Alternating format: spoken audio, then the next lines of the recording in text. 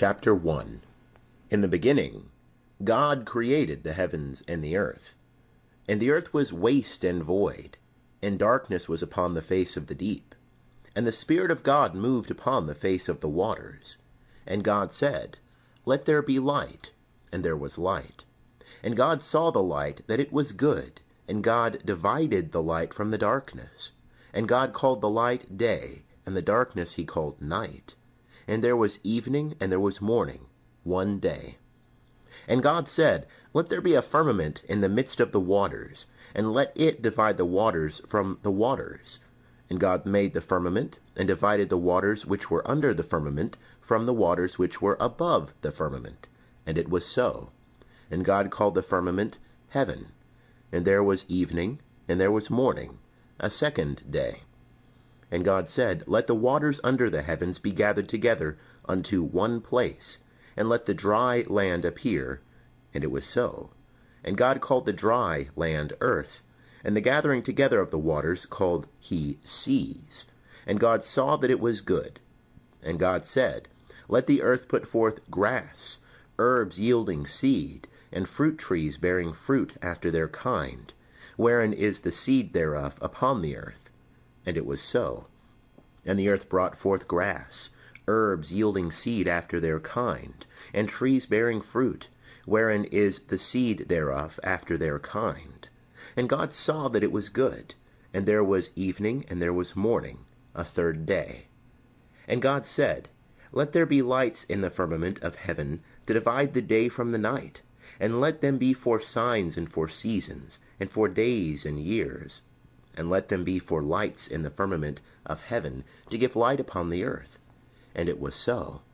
And God made the two great lights, the greater light to rule the day, and the lesser light to rule the night. He made the stars also.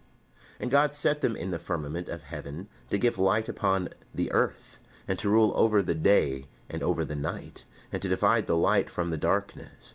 And God saw that it was good.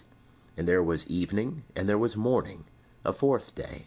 And God said, Let the waters swarm with swarms of living creatures, and let birds fly above the earth, in the open firmament of heaven. And God created the great sea monsters, and every living creature that moveth, wherewith the waters swarmed after their kind, and every winged bird after its kind. And God saw that it was good. And God blessed them, saying, Be fruitful, and multiply, and fill the waters in the seas, and let birds multiply on the earth. And there was evening, and there was morning, a fifth day. And God said, Let the earth bring forth living creatures after their kind, cattle and creeping things, and beasts of the earth after their kind. And it was so. And God made the beasts of the earth after their kind, and the cattle after their kind, and everything that creepeth upon the ground after its kind. And God saw that it was good. And God said, Let us make man in our image, after our likeness, and let them have dominion over the fish of the sea, and over the birds of the heavens, and over the cattle, and over all the earth, and over every creeping thing that creepeth upon the earth. And God created man in his own image. In the image of God created he him. Male and female created he them. And God blessed them, and God said unto them, Be fruitful and multiply, and replenish the earth, and subdue it, and have dominion over the fish of the sea, and over the birds of the heavens, and over every living thing that moveth upon the earth. And God said, Behold, I have given you every herb yielding seed, which is upon the face of all the earth, and every tree, in which is the fruit of a tree yielding seed. To you it shall be for food, and to every beast of the earth, and to every bird of the heavens, and to everything that creepeth upon the earth, wherein there is life. I have given every green herb for food. And it was so. And God saw everything that he had made, and behold, it was very good. And there was evening, and there was morning, the sixth day. End of chapter 1. Chapter 2. And the heavens and the earth were finished, and all the host of them. And on the seventh day God finished his work which he had made, and he rested on the seventh day from all his work which he had made. And God blessed the seventh day, and hallowed it, because that in it he rested from all his work which God had created and made. These are the generations of the heavens and of the earth, when they were created, in the day that Jehovah God made earth and heaven. And no plant of the field was yet in the earth, and no herb of the field had yet sprung up, for Jehovah God had not caused it to rain upon the earth. And there was not a man to till the ground, but there went up a mist from the earth, and watered the whole face of the ground. And Jehovah God formed man of the dust of the ground, and breathed into his nostrils the breath of life, and man became a living soul. And Jehovah God planted a garden eastward in Eden, and there he put the man whom he had formed. And out of the ground made Jehovah God to grow every tree that is pleasant to the sight, and good for food, the tree of life also in the midst of the garden, and the tree of the knowledge of good and evil. And a river went out of Eden to water the garden, and from thence it was parted, and became 4 heads. The name of the first is Pishon, that is it which compasseth the whole land of Havilah, where there is gold. And the gold of that land is good. There is bdellium and the onyx stone. And the name of the second river is Gihon. The same is it that compasseth the whole land of Cush. And the name of the third river is Hiddekel. That is it which goeth in front of Assyria. And the fourth river is the Euphrates. And Jehovah God took the man and put him into the garden of Eden, to dress it, and to keep it. And Jehovah God commanded the man, saying, Of every tree of the garden thou mayest freely eat, but of the tree of the knowledge of good and evil thou shalt not eat of it, for in the day that thou eatest thereof thou shalt surely die. And Jehovah God said, It is not good that the man should be alone. I will make him a help meet for him. And out of the ground Jehovah God formed every beast of the field, and every bird of the heavens, and brought them unto the man to see what he would call them. And whatsoever the man called every living creature, that was the name thereof. And the man gave names to all cattle, and to the birds of the heavens, and to every beast of the field. But for man there was not found a help meet for him. And Jehovah God caused a deep sleep to fall upon the man, and he slept. And he took one of his ribs, and closed up the flesh instead thereof. And the rib which Jehovah God had taken from the man made he a woman, and brought her unto the man. And the man said, This is now bone of my bones, and flesh of my flesh. She shall be called woman, because she was taken out of man. Therefore shall a man leave his father and his mother, and shall cleave unto his wife, and they shall be one flesh. And they were both naked, the man and his wife, and were not ashamed. End of chapter 2. Chapter 3. Now the serpent was more subtle than any beast of the field which Jehovah God had made. And he said unto the woman, Yea, hath God said, Ye shall not eat of any tree of the garden? And the woman said unto the serpent, Of the fruit of the trees of the garden we may eat, but of the fruit of the tree which is in the midst of the garden, God hath said, Ye shall not eat of it, neither shall ye touch it, lest ye die. And the serpent said unto the woman, Ye shall not surely die, for God doth know that in the day ye eat thereof, then your eyes shall be opened, and ye shall be as God, knowing good and evil.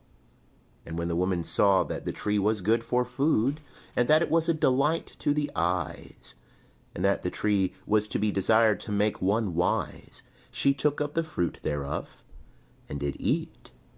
And she gave also unto her husband with her, and he did eat. And the eyes of them both were opened, and they knew that they were naked.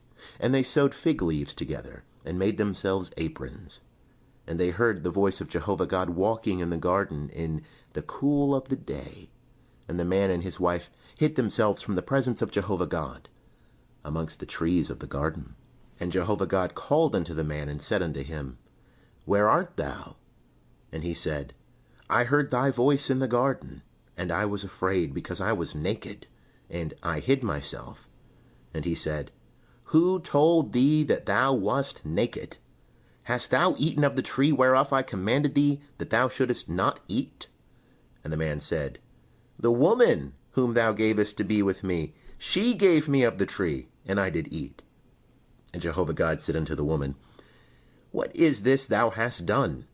And the woman said, The serpent beguiled me, and I did eat. And Jehovah God said unto the serpent, Because thou hast done this, cursed art thou above all cattle, and above every beast of the field. Upon thy belly shalt thou go, and dust shalt thou eat all the days of thy life. And I will put enmity between thee and the woman, and between thy seed and her seed. He shall bruise thy head, and thou shalt bruise his heel. Unto the woman he said, I will greatly multiply thy pain, and thy conception. In pain thou shalt bring forth children, and thy desire shall be to thy husband, and he shall rule over thee. And unto Adam he said, Because thou hast hearkened unto the voice of thy wife, and hast eaten of the tree of which I commanded thee, saying, Thou shalt not eat of it, cursed is the ground for thy sake, and toil shalt thou eat of it all the days of thy life. Thorns also and thistles shall it bring forth to thee, and thou shalt eat the herb of the field. In the sweat of thy face shalt thou eat bread, till thou return unto the ground. For out of it wast thou taken, for dust thou art, and unto dust shalt thou return. And the man called his wife's name Eve, because she was the mother of all living. And Jehovah God made for Adam and for his wife coats of skins, and clothed them. And Jehovah God said, Behold, the man is become as one of us, to know good and evil. And now, lest he put forth his hand, and take also of the tree of life, and eat, and live forever. Therefore Jehovah God sent him forth from the Garden of Eden, to till the ground from whence he was taken. So he drove out the man, and he placed at the east of the Garden of Eden the cherubim, and the flame of a sword which turned every way, to keep the way of the tree of life. End of chapter 3. Chapter 4. And the man knew Eve his wife, and she conceived, and bare Cain, and said, I have gotten a man with the help of Jehovah. And again she bare his brother Abel, and Abel was a keeper of sheep, but Cain was a tiller of the ground. And in process of time it came to pass that Cain brought of the fruit of the ground an offering unto Jehovah. And Abel, he also brought of the firstlings of his flock, and of the fat thereof. And Jehovah had respect unto Abel, and to his offering, but unto Cain and to his offering he had not respect. And Cain was very wroth, and his countenance fell. And Jehovah said unto Cain, Why art thou wroth, and why is thy countenance fallen? If thou doest well, shall it not be lifted up? And if thou doest not well, sin coucheth at the door, and unto thee shall be its desire, but do thou rule over it. And Cain told Abel his brother. And it came to pass, when they were in the field, that Cain rose up against Abel his brother, and slew him. And Jehovah said unto Cain, Where is Abel thy brother? And he said, I know not. Am I my brother's keeper? And he said, What hast thou done? The voice of thy brother's blood crieth unto me from the ground. And now, cursed art thou from the ground, which hath opened its mouth to receive thy brother's blood from thy hand. When thou tillest the ground, it shall not henceforth yield unto thee its strength. A fugitive and a wanderer shalt thou be in the earth. And Cain said unto Jehovah, My punishment is greater than I can bear. Behold, thou hast driven me out this day from the face of the ground, and from thy face shall I be hid. And I shall be a fugitive and a wanderer in the earth. And it will come to pass that whosoever findeth me will slay me. And Jehovah said unto him, Therefore whosoever slayeth Cain, vengeance shall be taken on him sevenfold. And Jehovah appointed a sign for Cain, lest any finding him should smite him. And Cain went out from the presence of Jehovah, and dwelt in the land of Nod, on the east of Eden. And Cain knew his wife, and she conceived, and bare Enoch. And he builded a city, and called the name of the city after the name of his son, Enoch. And unto Enoch was born Irad, and Irad begat Mehujael, and Mehujael begat Methuselah, and Methuselah begat Lamech. And Lamech took unto him 2 wives. The name of the one was Ada, the name of the other Zillah. And Ada bare Jabal. He was the father of such as dwell in tents and have cattle. And his brother's name was Jubal. He was the father of all such as handle the harp and pipe. And Zillah, she also bare Tubal-Cain, the forger of every cutting instrument of brass and iron. And the sister of Tubal-Cain was Naamah. And Lamech said unto his wives, Ada and Zillah, hear my voice, ye wives of Lamech, hearken unto my speech. For I have slain a man for wounding me, and a young man for bruising me. If Cain shall be avenged sevenfold, truly Lamech 77fold. And Adam knew his wife again, and she bare a son, and called his name Seth. For, said she, God hath appointed me another seed instead of Abel, for Cain slew him. And to Seth, to him also there was born a son, and he called his name Enosh. Then began men to call upon the name of Jehovah. End of chapter 4. Chapter 5. This is the book of the generations of Adam. And the day that God created man, in the likeness of God made he him. Male and female created he them, and blessed them, and called their name Adam, in the day when they were created. And Adam lived 130 years, and begat a son in his own likeness, after his image, and called his name Seth. And the days of Adam after he begat Seth were 800 years, and he begat sons and daughters. And all the days that Adam lived were 930 years, and he died. And Seth lived 105 years, and begat Enosh. And Seth lived after he begat Enosh 807 years, and begat sons and daughters. And all the days of Seth were 912 years, and he died. And Enosh lived 90 years, and begat Kenan. And Enosh lived after he begat Kenan 815 years, and begat sons and daughters. And all the days of Enosh were 905 years, and he died. And Kenan lived 70 years, and begat Mahalalel. And Kenan lived after he begat Mahalalel 840 years, and begat sons and daughters. And all the days of Kenan were 910 years, and he died. And Mahalalel lived 65 years, and begat Jared. And Mahalalel lived after he begat Jared 830 years, and begat sons and daughters. And all the days of Mahalalel were 895 years, and he died. And Jared lived 162 years, and begat Enoch. And Jared lived after he begat Enoch 800 years, and begat sons and daughters. And all the days of Jared were 962 years, and he died. And Enoch lived 65 years, and begat Methuselah. And Enoch walked with God after he begat Methuselah 300 years, and begat sons and daughters. And all the days of Enoch were 365 years. And Enoch walked with God, and he was not, for God took him. And Methuselah lived 187 years, and begat Lamech. And Methuselah lived after he begat Lamech 782 years, and begat sons and daughters. And all the days of Methuselah were 969 years, and he died.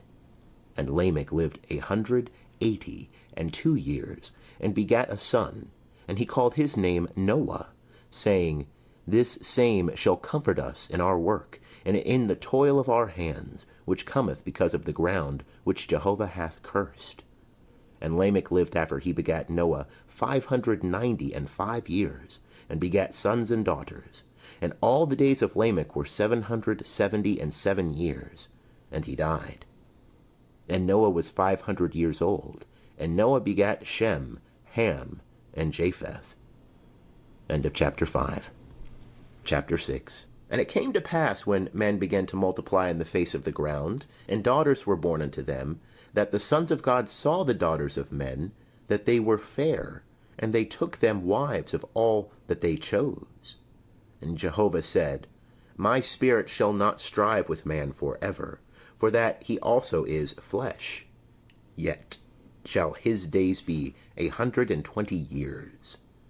The Nephilim were in the earth in those days, and also after that, when the sons of God came in unto the daughters of men, and they bare children to them.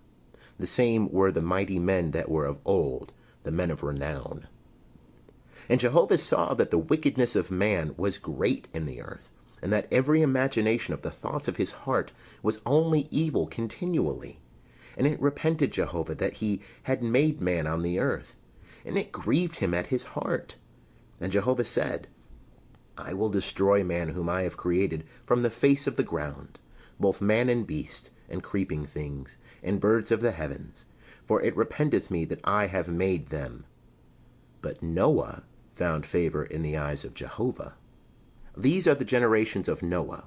Noah was a righteous man, and perfect in his generations. Noah walked with God, and Noah begat 3 sons, Shem, Ham, and Japheth. And the earth was corrupt before God, and the earth was filled with violence. And God saw the earth, and behold, it was corrupt, for all flesh had corrupted their way upon the earth. And God said unto Noah, The end of all flesh is come before me, for the earth is filled with violence through them. And behold, I will destroy them with the earth. Make thee an ark of gopher wood. Rooms shalt thou make in the ark, and shalt pitch it within and without with pitch. And this is how thou shalt make it. The length of the ark 300 cubits, the breadth of it 50 cubits, and the height of it 30 cubits. A light shalt thou make to the ark, and to a cubit shalt thou finish it upward. And the door of the ark shalt thou set in the side thereof. With lower, second, and third stories shalt thou make it. And I, behold, I do bring the flood of waters upon the earth, to destroy all flesh, wherein is the breath of life from under heaven. Everything that is in the earth shall die. But I will establish my covenant with thee, and thou shalt come into the ark, thou and thy sons, and thy wife, and thy sons' wives with thee. And of every living thing of all flesh, 2 of every sort shalt thou bring into the ark, to keep them alive with thee. They shall be male and female. Of the birds after their kind, and of the cattle after their kind, of every creeping thing of the ground after its kind, 2 of every sort shall come unto thee, to keep them alive. And take thou unto thee of all food that is eaten, and gather it to thee, and it shall be for food for thee and for them. Thus did Noah, according to all that God commanded him, so did he. End of chapter 6. Chapter 7. And Jehovah said unto Noah, Come, thou and all thy house into the ark, for thee have I seen righteous before me in this generation. Of every clean beast thou shalt take to thee 7 and 7, the male and his female, and of the beasts that are not clean 2, the male and his female. Of the birds also of the heavens 7 and 7, male and female, to keep seed alive upon the face of all the earth. For yet 7 days, and I will cause it to rain upon the earth, 40 days and 40 nights. And every living thing that I have made will I destroy from off the face of the ground. And Noah did according unto all that Jehovah commanded him. And Noah was 600 years old, when the flood of waters was upon the earth. And Noah went in, and his sons, and his wife, and his sons' wives with him, into the ark, because of the waters of the flood, of clean beasts, and of beasts that are not clean, and of birds, and of everything that creepeth upon the ground. There went in 2 and 2 unto Noah into the ark, male and female, as God commanded Noah. And it came to pass after the 7 days that the waters of the flood were upon the earth. In the 600th year of Noah's life, in the 2nd month, on the 17th day of the month, on the same day were all the fountains of the great deep broken up, and the windows of heaven were opened, and the rain was upon the earth 40 days and 40 nights. And the selfsame day entered Noah, and Shem, and Ham, and Japheth, the sons of Noah, and Noah's wife, and the 3 wives of his sons with them, into the ark. They and every beast after its kind, and all the cattle after their kind, and every creeping thing that creepeth upon the earth after its kind, and every bird after its kind, every bird of every sort. And they went in unto Noah into the ark, 2 and 2 of all flesh, wherein is the breath of life. And they that went in male and female, of all flesh, as God commanded him, and Jehovah shut him in. And the flood was 40 days upon the earth, and the waters increased, and bare up the ark, and it was lifted up above the earth. And the waters prevailed, and increased greatly upon the earth. And the ark went upon the face of the waters. And the waters prevailed exceedingly upon the earth, and all the high mountains that were under the whole heaven were covered. 15 cubits upward did the waters prevail, and the mountains were covered, and all flesh died that moved upon the earth, both birds and cattle and beasts, and every creeping thing that creepeth upon the earth, and every man. All in whose nostrils was the breath of the Spirit of life of all that was on the dry land died. And every living thing was destroyed that was upon the face of the ground, both man and cattle, and creeping things, and birds of the heavens, and they were destroyed from the earth. And Noah only was left, and they that were with him in the ark. And the waters prevailed upon the earth 150 days. Chapter 8. And God remembered Noah, and all the beasts, and all the cattle that were with him in the ark. And God made a wind to pass over the earth, and the waters assuaged. The fountains also of the deep and the windows of heaven were stopped, and the rain from heaven was restrained. And the waters were turned from off the earth continually. And after the end of 150 days the waters decreased. And the ark rested in the 7th month, on the 17th day of the month, upon the mountains of Ararat. And the waters decreased continually until the 10th month. In the 10th month, on the 1st day of the month, were the tops of the mountains seen. And it came to pass at the end of 40 days that Noah opened the window of the ark which he had made, and he sent forth a raven, and it went forth to and fro until the waters were dried up from off the earth. And he sent forth a dove from him, to see if the waters were abated from off the face of the ground. But the dove found no rest for the sole of her foot, and she returned unto him to the ark. For the waters were on the face of the whole earth, and he put forth his hand, and took her, and brought her in unto him into the ark. And he stayed yet other 7 days. And again he sent forth the dove out of the ark.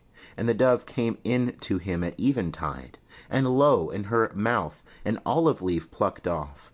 So Noah knew that the waters were abated from off the earth. And he stayed yet other 7 days, and sent forth the dove, and she returned not again unto him any more. And it came to pass in the 601st year, in the 1st month, the 1st day of the month, the waters were dried up from off the earth. And Noah removed the covering of the ark, and looked, and behold, the face of the ground was dried. And in the 2nd month, on the 27th day of the month, was the earth dry. And God spake unto Noah, saying, Go forth from the ark, thou and thy wife, and thy sons' wives with thee. Bring forth with thee every living thing that is with thee of all flesh, both birds and cattle, and every creeping thing that creepeth upon the earth, that they may breed abundantly in the earth, and be fruitful, and multiply upon the earth. And Noah went forth, and his sons, and his wife, and his sons' wives with him, every beast, every creeping thing, and every bird, whatsoever moveth upon the earth, after their families went forth out of the ark. And Noah builded an altar unto Jehovah, and took of every clean beast, and of every clean bird, and offered burnt offerings on the altar. And Jehovah smelled the sweet savour, and Jehovah said in his heart, I will not again curse the ground any more for man's sake, for that the imagination of man's heart is evil from his youth. Neither will I again smite any more everything living, as I have done. While the earth remaineth, seed time and harvest, and cold and heat, and summer and winter, and day and night, shall not cease. End of chapter 8. Chapter 9. And God blessed Noah and his sons, and said unto them, Be fruitful, and multiply, and replenish the earth.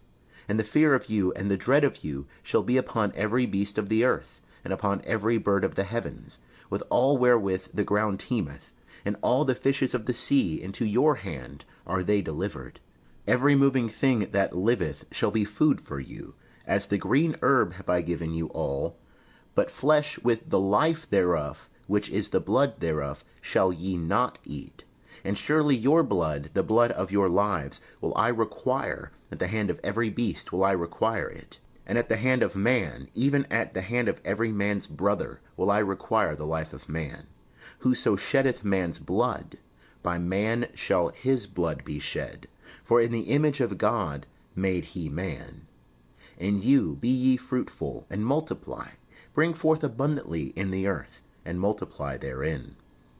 And God spake unto Noah, and to his sons with him, saying, And I, behold, I establish my covenant with you, and with your seed after you, and with every living creature that is with you, the birds, the cattle, and every beast of the earth with you, of all that go out of the ark, even every beast of the earth. And I will establish my covenant with you, neither shall all flesh be cut off any more by the waters of the flood, neither shall there any more be a flood to destroy the earth. And God said, This is the token of the covenant which I make between me and you, and every living creature that is with you, for perpetual generations. I do set my bow in the cloud, and it shall be for a token of a covenant between me and the earth. And it shall come to pass, when I bring a cloud over the earth, that the bow shall be seen in the cloud. And I will remember my covenant, which is between me and you, and every living creature of all flesh. And the waters shall no more become a flood to destroy all flesh. And the bow shall be in the cloud, and I will look upon it, that I may remember the everlasting covenant between God and every living creature of all flesh that is upon the earth. And God said unto Noah, This is the token of the covenant, which I have established between me and all flesh that is upon the earth. And the sons of Noah that went forth from the ark were Shem, and Ham, and Japheth. And Ham is the father of Canaan. These three were the sons of Noah, and of these was the whole earth overspread. And Noah began to be a husbandman, and planted a vineyard. And he drank of the wine, and was drunken, and he was uncovered within his tent. And Ham, the father of Canaan, saw the nakedness of his father, and told his two brethren without. And Shem and Japheth took a garment, and laid it upon both their shoulders, and went backward, and covered the nakedness of their father. And their faces were backward, and they saw not their father's nakedness. And Noah awoke from his wine, and knew what his youngest son had done unto him. And he said, Cursed be Canaan, a servant of servants shall he be unto his brethren. And he said, Blessed be Jehovah, the God of Shem, and let Canaan be his servant. God enlarge Japheth, and let him dwell in the tents of Shem, and let Canaan be his servant. And Noah lived after the flood 350 years, and all the days of Noah were 950 years, and he died. End of chapter 9. Chapter 10. Now these are the generations of the sons of Noah, namely of Shem, Ham, and Japheth, and unto them were sons born after the flood. The sons of Japheth, Gomer, and Magog, and Madai, and Javan, and Tubal, and Meshech, and Tiras, and the sons of Gomer, Ashkenaz, and Riphath, and Togarmah, and the sons of Javan, Elisha, and Tarshish, Kittim, and Dodanim. Of these were the isles of the nations divided in their lands, every one after his tongue, after their families in their nations. And the sons of Ham, Cush, and Mizraim, and Put, and Canaan. And the sons of Cush, Seba, and Havilah, and Sabta, and Ramah, and Sabtica. And the sons of Ramah, Sheba, and Dedan. And Cush begat Nimrod. He began to be a mighty one in the earth. He was a mighty hunter before Jehovah. Wherefore it is said, like Nimrod, a mighty hunter before Jehovah.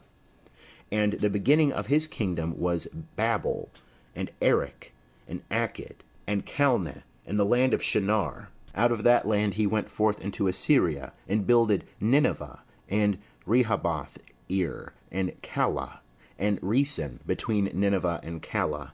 The same is the great city. And Mizraim begat Ludim, and Anamim, and Lehabim, and Naphtuhim, and Pathrusim, and Casluhim, whence went forth the Philistines, and Caphtorim. And Canaan begat Sidon, his firstborn, and Heth, and the Jebusite, and the Amorite, and the Girgashite, and the Hivite, and the Archite, and the Sinite, and the Arvadite, and the Zemarite, and the Hamathite. And afterward were the families of the Canaanites spread abroad. And the border of the Canaanite was from Sidon, as thou goest toward Gerar unto Gaza, as thou goest toward Sodom and Gomorrah, and Admah and Zeboim unto Lasha. These are the sons of Ham after their families, after their tongues, in their lands, in their nations. And unto Shem, the father of all the children of Eber, the elder brother of Japheth, to him also were children born. The sons of Shem, Elam, and Asher, and Arpachshad, and Lud, and Aram. And the sons of Aram, Uz, and Hul, and Gether, and Mash. And Arpachshad begat Shelah, and Shelah begat Eber. And unto Eber were born two sons. The name of the one was Peleg, for in his days was the earth divided. And his brother's name was Joktan. And Joktan begat Almodad, and Sheleph, and Hazarmaveth, and Jirah, and Hadoram, and Uzal, and Diklah, and Obal, and Abimael, and Sheba, and Ophir, and Havilah, and Jobab. All these were the sons of Joktan. And their dwelling was from Mesha, as thou goest toward Sephar, the mountain of the east. These are the sons of Shem, after their families, after their tongues, in their lands, after their nations. These are the families of the sons of Noah, after their generations, in their nations, and of these were the nations divided in the earth, after the flood. End of chapter 10. Chapter 11. And the whole earth was of one language, and of one speech. And it came to pass, as they journeyed east, that they found a plain in the land of Shinar, and they dwelt there. And they said one to another, Come, let us make brick, and burn them thoroughly. And they had brick for stone, and slime had they for mortar. And they said, Come, let us build us a city, and a tower, whose top may reach unto heaven. And let us make us a name, lest we be scattered abroad upon the face of the whole earth. And Jehovah came down to see the city, and the tower which the children of men builded. And Jehovah said, Behold, they are one people, and they have all one language, and this is what they begin to do. And now nothing will be withholden from them, which they purpose to do. Come, let us go down and there confound their language, that they may not understand one another's speech.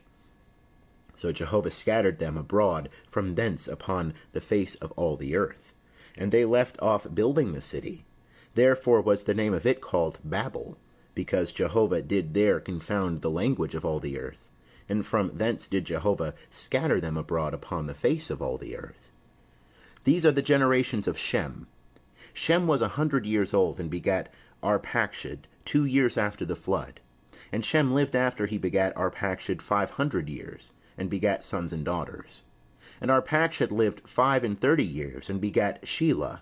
And Arpachshad lived after he begat Shelah 403 years, and begat sons and daughters. And Shelah lived 30 years, and begat Eber. And Shelah lived after he begat Eber 403 years, and begat sons and daughters. And Eber lived 34 years, and begat Peleg. And Eber lived after he begat Peleg 430 years, and begat sons and daughters. And Peleg lived 30 years, and begat Reu. And Peleg lived after he begat Reu 209 years, and begat sons and daughters. And Reu lived 32 years, and begat Serug. And Reu lived after he begat Serug 207 years, and begat sons and daughters. And Serug lived 30 years, and begat Nahor. And Serug lived after he begat Nahor 200 years, and begat sons and daughters. And Nahor lived 29 years, and begat Terah. And Nahor lived after he begat Terah 119 years, and begat sons and daughters. And Terah lived 70 years, and begat Abram, Nahor, and Haran. Now these are the generations of Terah. Terah begat Abram, Nahor, and Haran. And Haran begat Lot. And Haran died before his father Terah in the land of his nativity, in Ur of the Chaldees. And Abram and Nahor took them wives. The name of Abram's wife was Sarai, and the name of Nahor's wife Milcah, the daughter of Haran, the father of Milcah, and the father of Iscah. And Sarai was barren. She had no child. And Terah took Abram his son, and Lot the son of Haran his son's son, and Sarai his daughter-in-law, his son Abram's wife. And they went forth with them from Ur of the Chaldees, to go into the land of Canaan. And they came unto Haran, and dwelt there. And the days of Terah were 205 years, and Terah died in Haran. End of chapter 11. Chapter 12. Now Jehovah said unto Abram, Get thee out of thy country, and from thy kindred, and from thy father's house, unto the land that I will show thee. And I will make of thee a great nation, and I will bless thee, and make thy name great, and be thou a blessing. And I will bless them that bless thee, and him that curseth thee will I curse. And in thee shall all the families of the earth be blessed. So Abram went as Jehovah had spoken unto him, and Lot went with him. And Abram was 75 years old when he departed out of Haran. And Abram took Sarai his wife, and Lot his brother's son, and all their substance that they had gathered, and the souls that they had gotten in Haran. And they went forth to go into the land of Canaan, and into the land of Canaan they came. And Abram passed through the land unto the place of Shechem, unto the oak of Moreh. And the Canaanite was then in the land. And Jehovah appeared unto Abram, and said, Unto thy seed will I give this land. And there builded he an altar unto Jehovah, who appeared unto him. And he removed from thence unto the mountain on the east of Bethel, and pitched his tent, having Bethel on the west, and Ai on the east. And there he builded an altar unto Jehovah, and called upon the name of Jehovah. And Abram journeyed, going on still toward the south.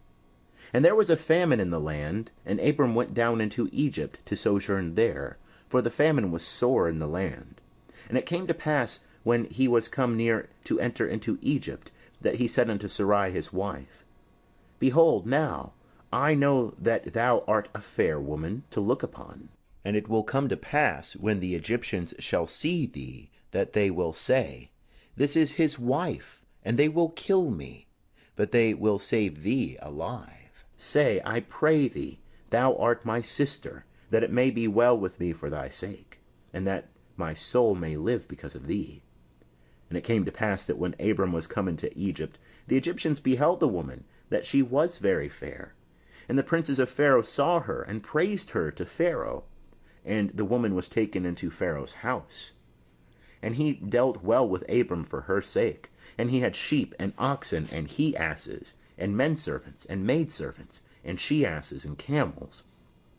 And Jehovah plagued Pharaoh in his house with great plagues because of Sarai, Abram's wife. And Pharaoh called Abram, and said, What is this that thou hast done unto me? Why didst thou not tell me that she was thy wife? Why saidst thou, She is my sister, so that I took her to be my wife? Now therefore behold thy wife, take her and go thy way. And Pharaoh gave men charge concerning him, and they brought him on the way, and his wife, and all that he had. End of chapter 12. Chapter 13. And Abram went up out of Egypt, he and his wife, and all that he had, and Lot with him, into the south. And Abram was very rich in cattle, in silver, and in gold. And he went on his journeys from the south even to Bethel, unto the place where his tent had been at the beginning, between Bethel and Ai, unto the place of the altar which he had made there at the first. And there Abram called on the name of Jehovah.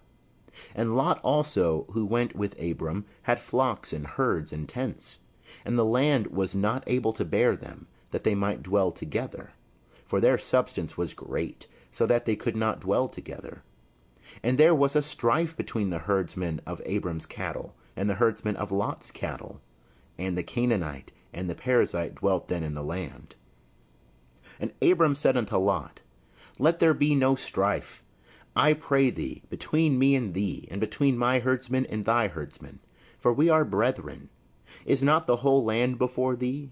Separate thyself, I pray thee, from me. If thou wilt take the left hand, then I will go to the right. Or, if thou take the right hand, then I will go to the left.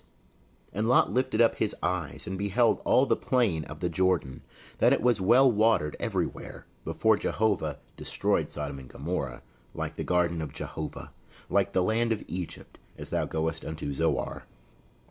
So Lot chose him all the plain of the Jordan, and Lot journeyed east, and they separated themselves, the one from the other.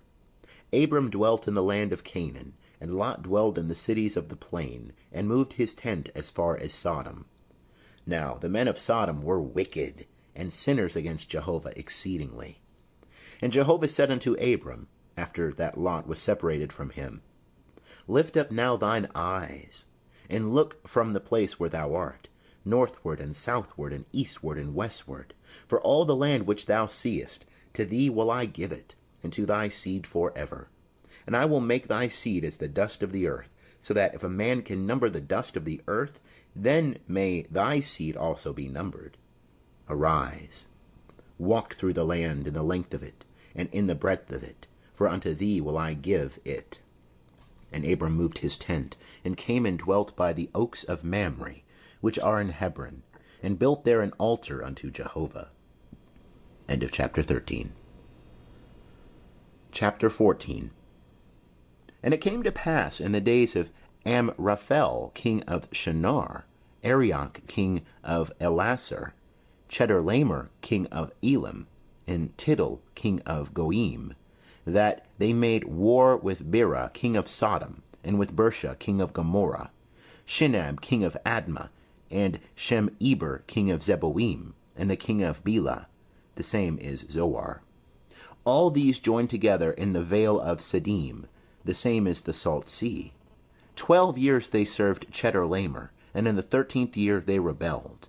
And in the 14th year came Chedorlaomer and the kings that were with him, and smote the Rephaim and Ashtaroth Karnaim, and the Zuzim and Ham, and the Emim in Shaveh Kir-e-Athaim, and the Horites in their Mount Seir, unto El-Paran, which is by the wilderness. And they returned and came to En-Mishpat, the same is Kadesh, and smote all the country of the Amalekites, and also the Amorites that dwelt in Hazazon Tamar.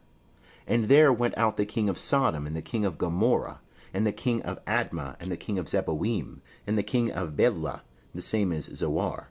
And they set the battle in array against them in the vale of Siddim, against Chedorlaomer, king of Elam, and Tidal, king of Goim, and Amraphel, king of Shinar, and Arioch, king of Elasar, 4 kings against the 5. Now the vale of Siddim was full of slime pits, and the kings of Sodom and Gomorrah fled, and they fell there, and they that remained fled to the mountain. And they took all the goods of Sodom and Gomorrah, and all their victuals, and went their way. And they took Lot, Abram's brother's son, who dwelt in Sodom, and his goods, and departed. And there came one that had escaped, and told Abram the Hebrew. Now he dwelt by the oaks of Mamre, the Amorite, brother of Eshcol, and brother of Aner, and these were confederate with Abram. And when Abram heard that his brother was taken captive, he led forth his trained men born in his house, 318, and pursued as far as Dan. And he divided himself against them by night, he and his servants, and smote them, and pursued them unto Hobah, which is on the left hand of Damascus. And he brought back all the goods, and also brought back his brother Lot, and his goods, and the women also, and the people. And the king of Sodom went out to meet him after his return from the slaughter of Chedorlaomer, and the kings that were with him at the vale of Shaveh, the same as the king's vale. And Melchizedek, king of Salem, brought forth bread and wine, and he was priest of God Most High. And he blessed him and said, Blessed be Abram of God Most High, possessor of heaven and earth. And blessed be God Most High, who hath delivered thine enemies into thy hand. And he gave him 1/10 of all. And the king of Sodom said unto Abram, Give me the persons, and take the goods to thyself. And Abram said to the king of Sodom, I have lifted up my hand unto Jehovah, God Most High, possessor of heaven and earth, that I will not take a thread, nor a shoe latchet, nor aught that is thine, lest thou shouldest say, I have made Abram rich. Save only that which the young men have eaten, and the portion of the men that went with me, Aner, Eshcol, and Mamre, let them take their portion. End of chapter 14. Chapter 15. After these things the word of Jehovah came unto Abram in a vision, saying, Fear not, Abram, I am thy shield, and thy exceeding great reward. And Abram said, O Lord Jehovah, what wilt thou give me, seeing I go childless? And he that shall be possessor of my house is Eliezer of Damascus. And Abram said, Behold, to me thou hast given no seed, and lo, one born in my house is mine heir. And behold, the word of Jehovah came unto him, saying, This man shall not be thine heir, but he that shall come forth out of thine own bowels shall be thine heir. And he brought him forth abroad, and said, Look now toward heaven, and number the stars, if thou be able to number them. And he said unto him, So shall thy seed be. And he believed in Jehovah, and he reckoned it to him for righteousness. And he said unto him, I am Jehovah, that brought thee out of Ur of the Chaldees, to give thee this land to inherit it. And he said, O Lord Jehovah, whereby shall I know that I shall inherit it? And he said unto him, Take me a heifer 3 years old, and a she-goat 3 years old, and a ram 3 years old, and a turtle-dove, and a young pigeon. And he took him all these, and divided them in the midst, and laid each half over against the other. But the birds divided he not. And the birds of prey came down upon the carcasses, and Abram drove them away. And when the sun was going down, a deep sleep fell upon Abram, and lo, a horror of great darkness fell upon him. And he said unto Abram, Know of a surety that thy seed shall be sojourners in a land that is not theirs, and shall serve them, and they shall afflict them 400 years. And also that nation whom they shall serve will I judge, and afterward shall they come out with great substance. But thou shalt go to thy fathers in peace. Thou shalt be buried in a good old age. And in the 4th generation they shall come hither again, for the iniquity of the Amorite is not yet full. And it came to pass that when the sun went down, and it was dark, behold, a smoking furnace and a flaming torch that passed between these pieces. In that day Jehovah made a covenant with Abram, saying, Unto thy seed have I given this land, from the river of Egypt unto the great river, the river Euphrates, the Kenite, and the Kenizzite, and the Cadmonite, and the Hittite, and the Perizzite, and the Rephaim, and the Amorite, and the Canaanite, and the Girgashite, and the Jebusite. Chapter 16. Now Sarai, Abram's wife, bare him no children, and she had a handmaid, an Egyptian, whose name was Hagar. And Sarai said unto Abram, Behold, now Jehovah hath restrained me from bearing. Go in, I pray thee, unto my handmaid. It may be that I shall obtain children by her. And Abram hearkened to the voice of Sarai. And Sarai, Abram's wife, took Hagar the Egyptian, her handmaid, after Abram had dwelt 10 years in the land of Canaan, and gave her to Abram her husband, to be his wife. And he went in unto Hagar, and she conceived. And when she saw that she had conceived, her mistress was despised in her eyes. And Sarai said unto Abram, My wrong be upon thee. I gave my handmaid into thy bosom, and when she saw that she had conceived, I was despised in her eyes. Jehovah judge between me and thee. But Abram said unto Sarai, Behold, thy maid is in thy hand. Do to her that which is good in thine eyes. And Sarai dealt hardly with her, and she fled from her face. And the angel of Jehovah found her by a fountain of water in the wilderness, by the fountain in the way to Shur. And he said, Hagar, Sarai's handmaid, whence camest thou, and whither goest thou? And she said, I am fleeing from the face of my mistress Sarai. And the angel of Jehovah said unto her, Return to thy mistress, and submit thyself under her hands. And the angel of Jehovah said unto her, I will greatly multiply thy seed, that it shall not be numbered for multitude. And the angel of Jehovah said unto her, Behold, thou art with child, and shalt bear a son, and thou shalt call his name Ishmael, because Jehovah hath heard thy affliction. And he shall be as a wild ass among men. His hand shall be against every man, and every man's hand against him, and he shall dwell over against all his brethren. And she called the name of Jehovah that spake unto her, Thou art a God that seeth. For she said, Have I even here looked after him that seeth me? Wherefore the well was called Bir Lahai Roi, because it is between Kadesh and Bered.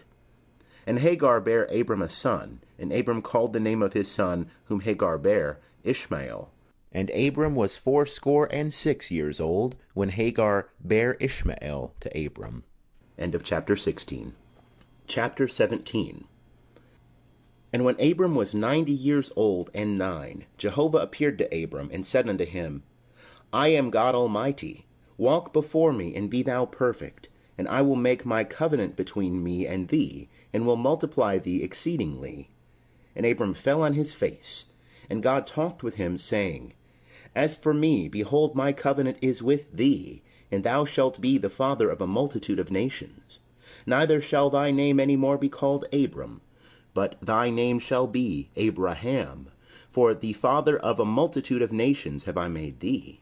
And I will make thee exceeding fruitful, and I will make nations of thee, and kings shall come out of thee. And I will establish my covenant between me and thee, and thy seed after thee, throughout their generations for an everlasting covenant, to be a God unto thee and to thy seed after thee. And I will give unto thee, and to thy seed after thee, the land of thy sojournings, all the land of Canaan, for an everlasting possession, and I will be their God. And God said unto Abraham, And as for thee, thou shalt keep my covenant, thou and thy seed after thee, throughout their generations. This is my covenant which ye shall keep between me and you, and thy seed after thee. Every male among you shall be circumcised, and ye shall be circumcised in the flesh of your foreskin, and it shall be a token of a covenant betwixt me and you. And he that is 8 days old shall be circumcised among you. Every male throughout your generations, he that is born in the house, or bought with money of any foreigner that is not of thy seed. He that is born in thy house, and he that is bought with thy money, must needs be circumcised, and my covenant shall be in your flesh for an everlasting covenant. And the uncircumcised male who is not circumcised in the flesh of his foreskin, that soul shall be cut off from his people. He hath broken my covenant. And God said unto Abraham, As for Sarai thy wife, thou shalt not call her name Sarai, but Sarah shall her name be. And I will bless her, and moreover, I will give thee a son of her. Yea, I will bless her, and she shall be a mother of nations. Kings of peoples shall be of her. Then Abraham fell upon his face, and laughed, and said in his heart, Shall a child be born unto him that is 100 years old? And shall Sarah that is 90 years old bear? And Abraham said unto God, O that Ishmael might live before thee. And God said, Nay, but Sarah thy wife shall bear thee a son, and thou shalt call his name Isaac. And I will establish my covenant with him for an everlasting covenant for his seed after him. And as for Ishmael, I have heard thee. Behold, I have blessed him, and I will make him fruitful, and will multiply him exceedingly. 12 princes shall he beget, and I will make him a great nation. But my covenant will I establish with Isaac, whom Sarah shall bear unto thee at this set time in the next year. And he left off talking with him, and God went up from Abraham. And Abraham took Ishmael his son, and all that were born in his house, and all that were bought with his money, every male among the men of Abraham's house, and circumcised the flesh of their foreskin, in the selfsame day, as God had said unto him. And Abraham was 90 years old and 9 when he was circumcised in the flesh of his foreskin. And Ishmael his son was 13 years old when he was circumcised in the flesh of his foreskin. And the selfsame day was Abraham circumcised, and Ishmael his son. And all the men of his house, those born in the house, and those bought with money of a foreigner, were circumcised with him. End of chapter 17. Chapter 18. And Jehovah appeared unto him by the oaks of Mamre, as he sat in the tent door in the heat of the day. And he lifted up his eyes and looked, and lo, 3 men stood over against him. And when he saw them, he ran to meet them from the tent door, and bowed himself to the earth, and said, My Lord, if now I have found favor in thy sight, pass not away, I pray thee, from thy servant. Let now a little water be fetched, and wash your feet, and rest yourselves under the tree. And I will fetch a morsel of bread, and strengthen ye your heart. After that ye shall pass on, forasmuch as ye are come to your servant. And they said, So do as thou hast said. And Abraham hastened into the tent unto Sarah, and said, Make ready quickly 3 measures of fine meal, knead it, and make cakes. And Abraham ran unto the herd, and fetched a calf tender and good, and gave it unto the servant. And he hasted to dress it. And he took butter and milk, and the calf which he had dressed, and set it before them. And he stood by them under the tree, and they did eat. And they said unto him, Where is Sarah thy wife? And he said, Behold, in the tent. And he said, I will certainly return unto thee, when the season cometh round, and lo, Sarah thy wife shall have a son. And Sarah heard in the tent door, which was behind him. Now Abraham and Sarah were old, and well stricken in age. It had ceased to be with Sarah after the manner of women. And Sarah laughed within herself, saying, After I am waxed old, shall I have pleasure, my Lord being old also? And Jehovah said unto Abraham, Wherefore did Sarah laugh, saying, Shall I of a surety bear a child who am old? Is anything too hard for Jehovah? At the set time I will return unto thee, when the season cometh round, and Sarah shall have a son. Then Sarah denied, saying, I laughed not, for she was afraid. And he said, Nay, but thou didst laugh. And the men rose up from thence, and looked toward Sodom. And Abraham went with them to bring them on the way. And Jehovah said, Shall I hide from Abraham that which I do, seeing that Abraham shall surely become a great and mighty nation, and all the nations of the earth shall be blessed in him? For I have known him to the end that he may command his children and his household after him, that they may keep the way of Jehovah, to do righteousness and justice, to the end that Jehovah may bring upon Abraham that which he hath spoken of him. And Jehovah said, Because the cry of Sodom and Gomorrah is great, and because their sin is very grievous, I will go down now, and see whether they have done altogether according to the cry of it which is come unto me. And if not, I will know. And the men turned from thence, and went toward Sodom. But Abraham stood yet before Jehovah. And Abraham drew near and said, Wilt thou consume the righteous with the wicked? Peradventure there are 50 righteous within the city. Wilt thou consume and not spare the place for the 50 righteous that are therein? That be far from thee to do after this manner, to slay the righteous with the wicked, that so the righteous should be as the wicked. that be far from thee? Shall not the judge of all the earth do right? And Jehovah said, If I find in Sodom 50 righteous within the city, then I will spare all the place for their sake. And Abraham answered and said, Behold, now I have taken upon me to speak unto the Lord, who am but dust and ashes. Peradventure there shall lack 5 of the 50 righteous. Wilt thou destroy all the city for lack of 5?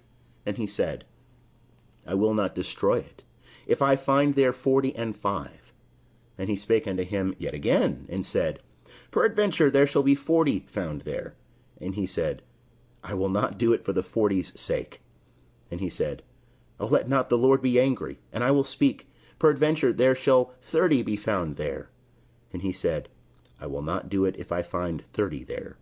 And he said, Behold, now I have taken upon me to speak unto the Lord. Peradventure there shall be 20 found there. And he said, I will not destroy it for the 20's sake. And he said, Oh, let not the Lord be angry, and I will speak yet but this once. Peradventure 10 shall be found there. And he said, I will not destroy it for the 10's sake. And Jehovah went his way, as soon as he had left off communing with Abraham, and Abraham returned unto his place. End of chapter 18. Chapter 19. And the 2 angels came to Sodom at even, and Lot sat in the gate of Sodom, and Lot saw them, and rose up to meet them, and he bowed himself with his face to the earth. And he said, Behold now, my lords, turn aside, I pray you, into your servant's house, and tarry all night, and wash your feet, and ye shall rise up early, and go on your way. And they said, Nay, but we will abide in the street all night. And he urged them greatly, and they turned in unto him, and entered into his house. And he made them a feast, and did bake unleavened bread, and they did eat. But before they lay down, the men of the city, even the men of Sodom, compassed the house round, both young and old, all the people from every quarter. And they called unto Lot, and said unto him, Where are the men that came into thee this night? Bring them out unto us, that we may know them. And Lot went out unto them to the door, and shut the door after him. And he said, I pray you, my brethren, do not so wickedly. Behold, now I have 2 daughters that have not known man. Let me, I pray you, bring them out unto you, and do ye to them as is good in your eyes. Only unto these men do nothing, forasmuch as they are come under the shadow of my roof. And they said, Stand back. And they said, This one fellow came in to sojourn, and he will needs be a judge. Now will we deal worse with thee than with them. And they pressed sore upon the man, even Lot, and drew near to break the door. But the men put forth their hand, and brought Lot into the house to them, and shut the door. And they smote the men that were at the door of the house with blindness, both small and great, so that they wearied themselves to find the door. And the men said unto Lot, Hast thou here any besides, son-in-law, and thy sons and thy daughters, and whomsoever thou hast in the city?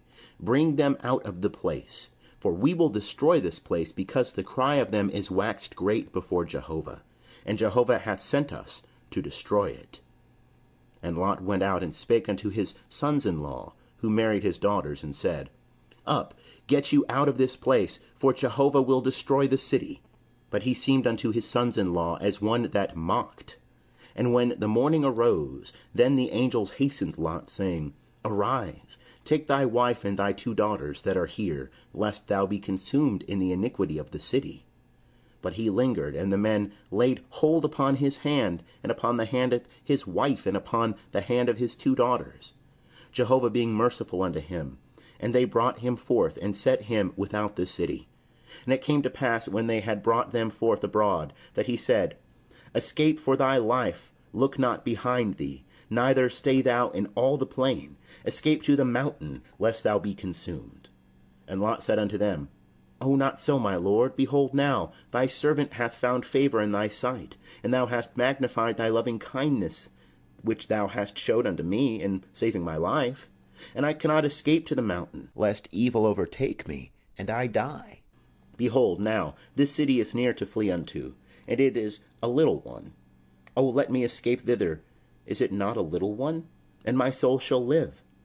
And he said unto him, See, I have accepted thee concerning this thing also, that I will not overthrow the city of which thou hast spoken. Haste thee, escape thither, for I cannot do anything till thou be come thither. Therefore the name of the city was called Zoar. The sun was risen upon the earth, when Lot came unto Zoar. Then Jehovah rained upon Sodom and upon Gomorrah brimstone and fire from Jehovah out of heaven. And he overthrew those cities, and all the plain, and all the inhabitants of the cities, and that which grew upon the ground. But his wife looked back from behind him, and she became a pillar of salt. And Abraham gat up early in the morning to the place where he had stood before Jehovah, and he looked toward Sodom and Gomorrah, and toward all the land of the plain, and beheld, and lo, the smoke of the land went up as the smoke of a furnace. And it came to pass, when God destroyed the cities of the plain, that God remembered Abraham, and sent Lot out of the midst of the overthrow, when he overthrew the cities in which Lot dwelt. And Lot went up out of Zoar, and dwelt in the mountain, and his 2 daughters with him, for he feared to dwell in Zoar. And he dwelt in a cave, he and his 2 daughters.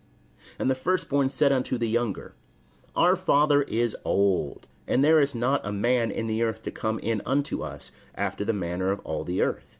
Come, let us make our father drink wine, and we will lie with him, that we may preserve seed of our father. And they made their father drink wine that night.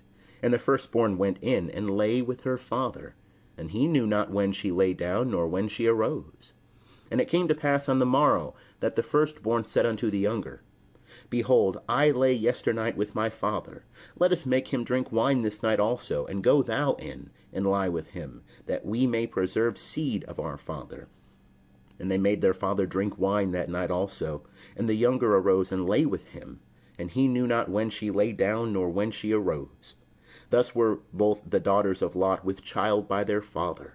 And the firstborn bare a son, and called his name Moab. The same is the father of the Moabites unto this day. And the younger, she also bare a son, and called his name Ben-Ammi. The same is the father of the children of Ammon unto this day. End of chapter 19. Chapter 20. And Abraham journeyed from thence toward the land of the south, and dwelt between Kadesh and Shur, and he sojourned in Gerar. And Abraham said of Sarah his wife, She is my sister. And Abimelech king of Gerar sent, and took Sarah. But God came to Abimelech in a dream of the night, and said to him, Behold, thou art but a dead man, because of the woman whom thou hast taken, for she is a man's wife. Now Abimelech had not come near her, and he said, Lord, wilt thou slay even a righteous nation? Said he not himself unto me, She is my sister? And she herself said, He is my brother. In the integrity of my heart, in the innocency of my hands have I done this. And God said unto him in the dream, Yea, I know that in the integrity of thy heart thou hast done this, and I also withheld thee from sinning against me. Therefore suffered I thee not to touch her. Now, therefore, restore the man's wife, for he is a prophet, and he shall pray for thee, and thou shalt live. And if thou restore her not, know thou that thou shalt surely die, thou and all that are thine. And Abimelech rose early in the morning, and called all his servants, and told all these things in their ears. And the men were sore afraid. Then Abimelech called Abraham, and said unto him, What hast thou done unto us? And wherein have I sinned against thee, that thou hast brought on me and on my kingdom a great sin? Thou hast done deeds unto me that ought not to be done. And Abimelech said unto Abraham, What sawest thou that thou hast done this thing? And Abraham said, Because I thought, surely the fear of God is not in this place, and they will slay me for my wife's sake. And moreover, she is indeed my sister, the daughter of my father, but not the daughter of my mother. And she became my wife. And it came to pass, when God caused me to wander from my father's house, that I said unto her, This is thy kindness which thou shalt show unto me. At every place whither we shall come, say of me, He is my brother. And Abimelech took sheep and oxen, and men servants, and women servants, and gave them unto Abraham, and restored him Sarah his wife. And Abimelech said, Behold, my land is before thee, dwell where it pleaseth thee. And unto Sarah he said, Behold, I have given thy brother 1,000 pieces of silver. Behold, it is for thee a covering of the eyes to all that are with thee, and in respect of all thou art righted. And Abraham prayed unto God, and God healed Abimelech and his wife and his maidservants, and they bare children. For Jehovah had fast closed up all the wombs of the house of Abimelech, because of Sarah, Abraham's wife. End of chapter 20. Chapter 21. And Jehovah visited Sarah as he had said, and Jehovah did unto Sarah as he had spoken. And Sarah conceived, and bare Abraham a son in his old age, at the set time of which God had spoken to him. And Abraham called the name of his son that was born unto him, whom Sarah bare to him, Isaac. And Abraham circumcised his son Isaac, when he was 8 days old, as God had commanded him. And Abraham was 100 years old when his son Isaac was born unto him. And Sarah said, God hath made me to laugh. Every one that heareth will laugh with me. And she said, Who would have said unto Abraham that Sarah should give children suck? For I have borne him a son in his old age. And the child grew, and was weaned. And Abraham made a great feast on the day that Isaac was weaned. And Sarah saw the son of Hagar the Egyptian, whom she had borne unto Abraham, mocking. Wherefore she said unto Abraham, Cast out this handmaid and her son, for the son of this handmaid shall not be heir with my son, even with Isaac. And the thing was very grievous in Abraham's sight on account of his son. And God said unto Abraham, Let it not be grievous in thy sight because of the lad, and because of thy handmaid. And all that Sarah saith unto thee, hearken unto her voice. For in Isaac shall thy seed be called. And also of the son of the handmaid will I make a nation, because he is thy seed. And Abraham rose up early in the morning, and took bread and a bottle of water, and gave it unto Hagar, putting it on her shoulder, and gave her the child, and sent her away, and she departed, and wandered in the wilderness of Beersheba. And the water in the bottle was spent, and she cast the child under one of the shrubs. And she went and sat her down over against him a good way off, as it were a bowshot, for she said, Let me not look upon the death of the child. And she sat over against him, and lifted up her voice and wept. And God heard the voice of the lad. And the angel of God called to Hagar out of heaven, and said unto her, What aileth thee, Hagar? Fear not, for God hath heard the voice of the lad where he is. Arise, lift up the lad, and hold him in thy hand, for I will make him a great nation. And God opened her eyes, and she saw a well of water, and she went and filled the bottle with water, and gave the lad drink. And God was with the lad, and he grew, and he dwelt in the wilderness, and became, as he grew up, an archer. And he dwelt in the wilderness of Paran, and his mother took him a wife out of the land of Egypt. And it came to pass at that time that Abimelech in Phicol, the captain of his host, spake unto Abraham, saying, God is with thee in all that thou doest. Now therefore swear unto me here, by God, that thou wilt not deal falsely with me, nor with my son, nor with my son's son, but according to the kindness that I have done unto thee, thou shalt do unto me, and to the land wherein thou hast sojourned. And Abraham said, I will swear. And Abraham reproved Abimelech because of the well of water which Abimelech's servants had violently taken away. And Abimelech said, I know not who hath done this thing, neither didst thou tell me, neither yet heard I of it but today. And Abraham took sheep and oxen, and gave them unto Abimelech, and they two made a covenant. And Abraham set 7 ewe lambs of the flock by themselves. And Abimelech said unto Abraham, What mean these 7 ewe lambs which thou hast set by themselves? And he said, These 7 ewe lambs shalt thou take of my hand, that it may be a witness unto me that I have digged this well. Wherefore he called that place Beersheba, because there they swear, both of them. So they made a covenant at Beersheba, and Abimelech rose up, and Phicol, the captain of his host, and they returned into the land of the Philistines. And Abraham planted a tamarisk tree in Beersheba, and called there on the name of Jehovah, the everlasting God. And Abraham sojourned in the land of the Philistines many days. End of chapter 21. Chapter 22.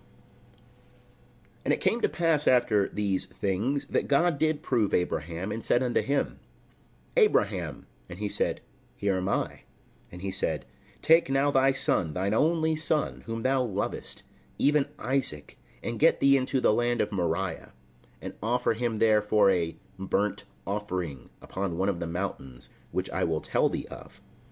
And Abraham rose early in the morning, and saddled his ass, and took 2 of his young men with him, and Isaac his son, and he clave the wood for the burnt offering, and rose up, and went unto the place of which God had told him. On the 3rd day Abraham lifted up his eyes, and saw the place afar off. And Abraham said unto his young men, Abide ye here with the ass, and I and the lad will go yonder, and we will worship, and come again to you. And Abraham took the wood of the burnt offering, and laid it upon Isaac his son. And he took in his hand the fire and the knife. And they went both of them together. And Isaac spake unto Abraham his father, and said, My father. And he said, Here am I, my son. And he said, Behold the fire and the wood, but where is the lamb for a burnt offering? And Abraham said, God will provide himself the lamb for a burnt offering, my son. So they went both of them together. And they came to the place which God had told him of, and Abraham built the altar there, and laid the wood in order, and bound Isaac his son, and laid him on the altar upon the wood. And Abraham stretched forth his hand, and took the knife to slay his son. And the angel of Jehovah called unto him out of heaven, and said, Abraham, Abraham. And he said, Here am I. And he said, Lay not thy hand upon the lad, neither do thou anything unto him. For now I know that thou fearest God, seeing thou hast not withheld thy son, thine only son, from me. And Abraham lifted up his eyes, and looked, and behold, behind him a ram caught in the thicket by his horns. And Abraham went and took the ram, and offered him up for a burnt offering in the stead of his son. And Abraham called the name of that place Jehovah-Jireh, as it is said to this day, In the mount of Jehovah it shall be proved. And the angel of Jehovah called unto Abraham a second time out of heaven, and said, By myself have I sworn, saith Jehovah, because thou hast done this thing, and hast not withheld thy son, thine only son, that in blessing I will bless thee, and in multiplying I will multiply thy seed, as the stars of the heavens, and as the sand which is upon the seashore. And thy seed shall possess the gate of his enemies. And in thy seed shall all the nations of the earth be blessed, because thou hast obeyed my voice. So Abraham returned unto his young men, and they rose up and went together to Beersheba, and Abraham dwelt at Beersheba. And it came to pass after these things, that it was told Abraham, saying, Behold, Milcah, she also hath borne children unto thy brother Nahor, Uz his firstborn, and Buz his brother, and Kemuel the father of Aram, and Chesed, and Hazo, and Pildash, and Jidlaph, and Bethuel. And Bethuel begat Rebekah. These 8 did Milcah bear to Nahor, Abraham's brother, and his concubine, whose name was Rumah. She also bare Tebah, and Gaham, and Tahash, and Makkah. End of chapter 22. Chapter 23. And the life of Sarah was 127 years. These were the years of the life of Sarah. And Sarah died in Kirith Arba. The same is Hebron, in the land of Canaan. And Abraham came to mourn for Sarah, and to weep for her. And Abraham rose up from before his dead, and spake unto the children of Heth, saying, I am a stranger and a sojourner with you. Give me a possession of a burying place with you, that I may bury my dead out of my sight. And the children of Heth answered Abraham, saying unto him, Hear us, my lord. Thou art a prince of God among us, in the choice of our sepulchres bury thy dead. None of us shall withhold from thee his sepulchre, but that thou mayest bury thy dead. And Abraham rose up and bowed himself to the people of the land, even to the children of Heth. And he communed with them, saying, If it be your mind that I should bury my dead out of my sight, hear me, and entreat for me to Ephron the son of Zohar, that he may give me the cave of Machpelah, which he hath, which is in the end of his field. For the full price let him give it to me in the midst of you, for a possession of a burying place. Now Ephron was sitting in the midst of the children of Heth, and Ephron the Hittite answered Abraham in the audience of the children of Heth, even of all that went in at the gate of his city, saying, Nay, my lord, hear me. The field give I thee, and the cave that is therein, I give it thee. In the presence of the children of my people give I it thee. Bury thy dead. And Abraham bowed himself down before the people of the land. And he spake unto Ephron in the audience of the people of the land, saying, But if thou wilt, I pray thee, hear me. I will give the price of the field. Take it of me, and I will bury my dead there. And Ephron answered Abraham, saying unto him, My lord, hearken unto me. A piece of land worth 400 shekels of silver. What is that betwixt me and thee? Bury therefore thy dead. And Abraham hearkened unto Ephron, and Abraham weighed to Ephron the silver which he had named in the audience of the children of Heth, 400 shekels of silver, current money with the merchant.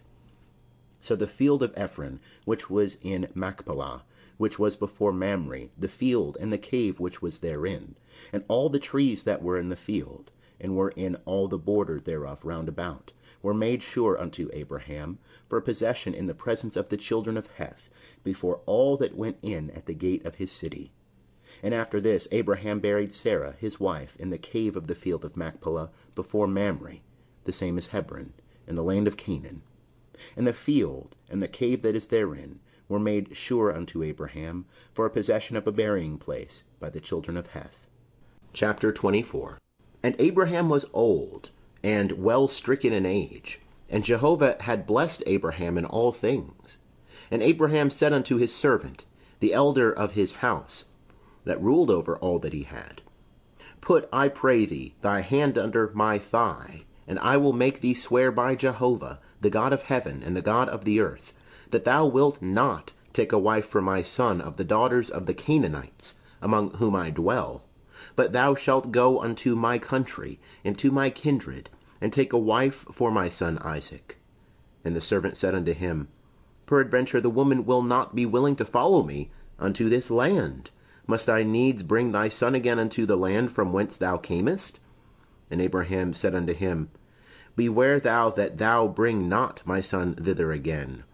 Jehovah, the God of heaven, who took me from my father's house, and from the land of my nativity, and who spake unto me, and who sware unto me, saying, Unto thy seed will I give this land.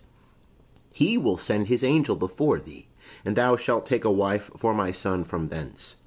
And if the woman be not willing to follow thee, then thou shalt be clear from this my oath. Only thou shalt not bring my son thither again. And the servant put his hand under the thigh of Abraham his master, and sware to him concerning this matter. And the servant took 10 camels of the camels of his master, and departed, having all goodly things of his master's in his hand.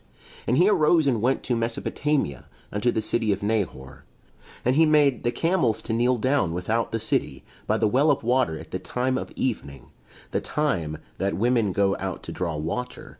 And he said, O Jehovah, the God of my master Abraham, send me, I pray thee, good speed this day, and show kindness unto my master Abraham. Behold, I am standing by the fountain of water, and the daughters of the men of the city are coming out to draw water. And let it come to pass that the damsel to whom I shall say, Let down thy pitcher, I pray thee, that I may drink. And she shall say, Drink, and I will give thy camels drink also. Let the same be she that thou hast appointed for thy servant Isaac. And thereby shall I know that thou hast showed kindness unto my master. And it came to pass, before he had done speaking, that, behold, Rebekah came out, who was born to Bethuel, the son of Milcah, the wife of Nahor, Abraham's brother, with her pitcher upon her shoulder. And the damsel was very fair to look upon, a virgin, neither had any man known her. And she went down to the fountain, and filled her pitcher, and came up. And the servant ran to meet her, and said, Give me to drink, I pray thee, a little water from thy pitcher. And she said, Drink, my lord. And she hasted, and let down her pitcher upon her hand, and gave him drink. And when she had done giving him drink, she said, I will draw for thy camels also, until they have done drinking. And she hasted, and emptied her pitcher into the trough, and ran again unto the well to draw, and drew for all his camels. And the man looked steadfastly on her, holding his peace, to know whether Jehovah had made his journey prosperous or not. And it came to pass, as the camels had done drinking, that the man took a golden ring of half a shekel weight, and 2 bracelets for her hands of 10 shekels weight of gold, and said, Whose daughter art thou? Tell me, I pray thee. Is there room in thy father's house for us to lodge in? And she said unto him, I am the daughter of Bethuel, the son of Milcah, whom she bare unto Nahor. She said moreover unto him, We have both straw and provender enough, and room to lodge in. And the man bowed his head, and worshipped Jehovah. And he said, Blessed be Jehovah, the God of my master Abraham, who hath not forsaken his loving kindness and his truth toward my master. As for me, Jehovah hath led me in the way to the house of my master's brethren. And the damsel ran, and told her mother's house according to these words. And Rebekah had a brother, and his name was Laban. And Laban ran out unto the man unto the fountain. And it came to pass, when he saw the ring and the bracelets upon his sister's hands, and when he heard the words of Rebekah his sister, saying, Thus spake the man unto me, that he came unto the man, and behold, he was standing by the camels at the fountain.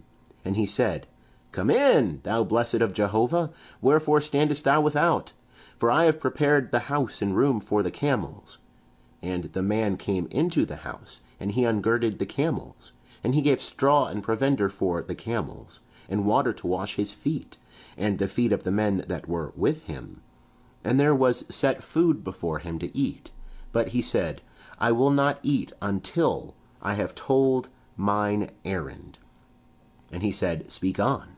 And he said, I am Abraham's servant, and Jehovah hath blessed my master greatly, and he is become great. And he hath given him flocks and herds, and silver and gold, and menservants and maidservants, and camels and asses.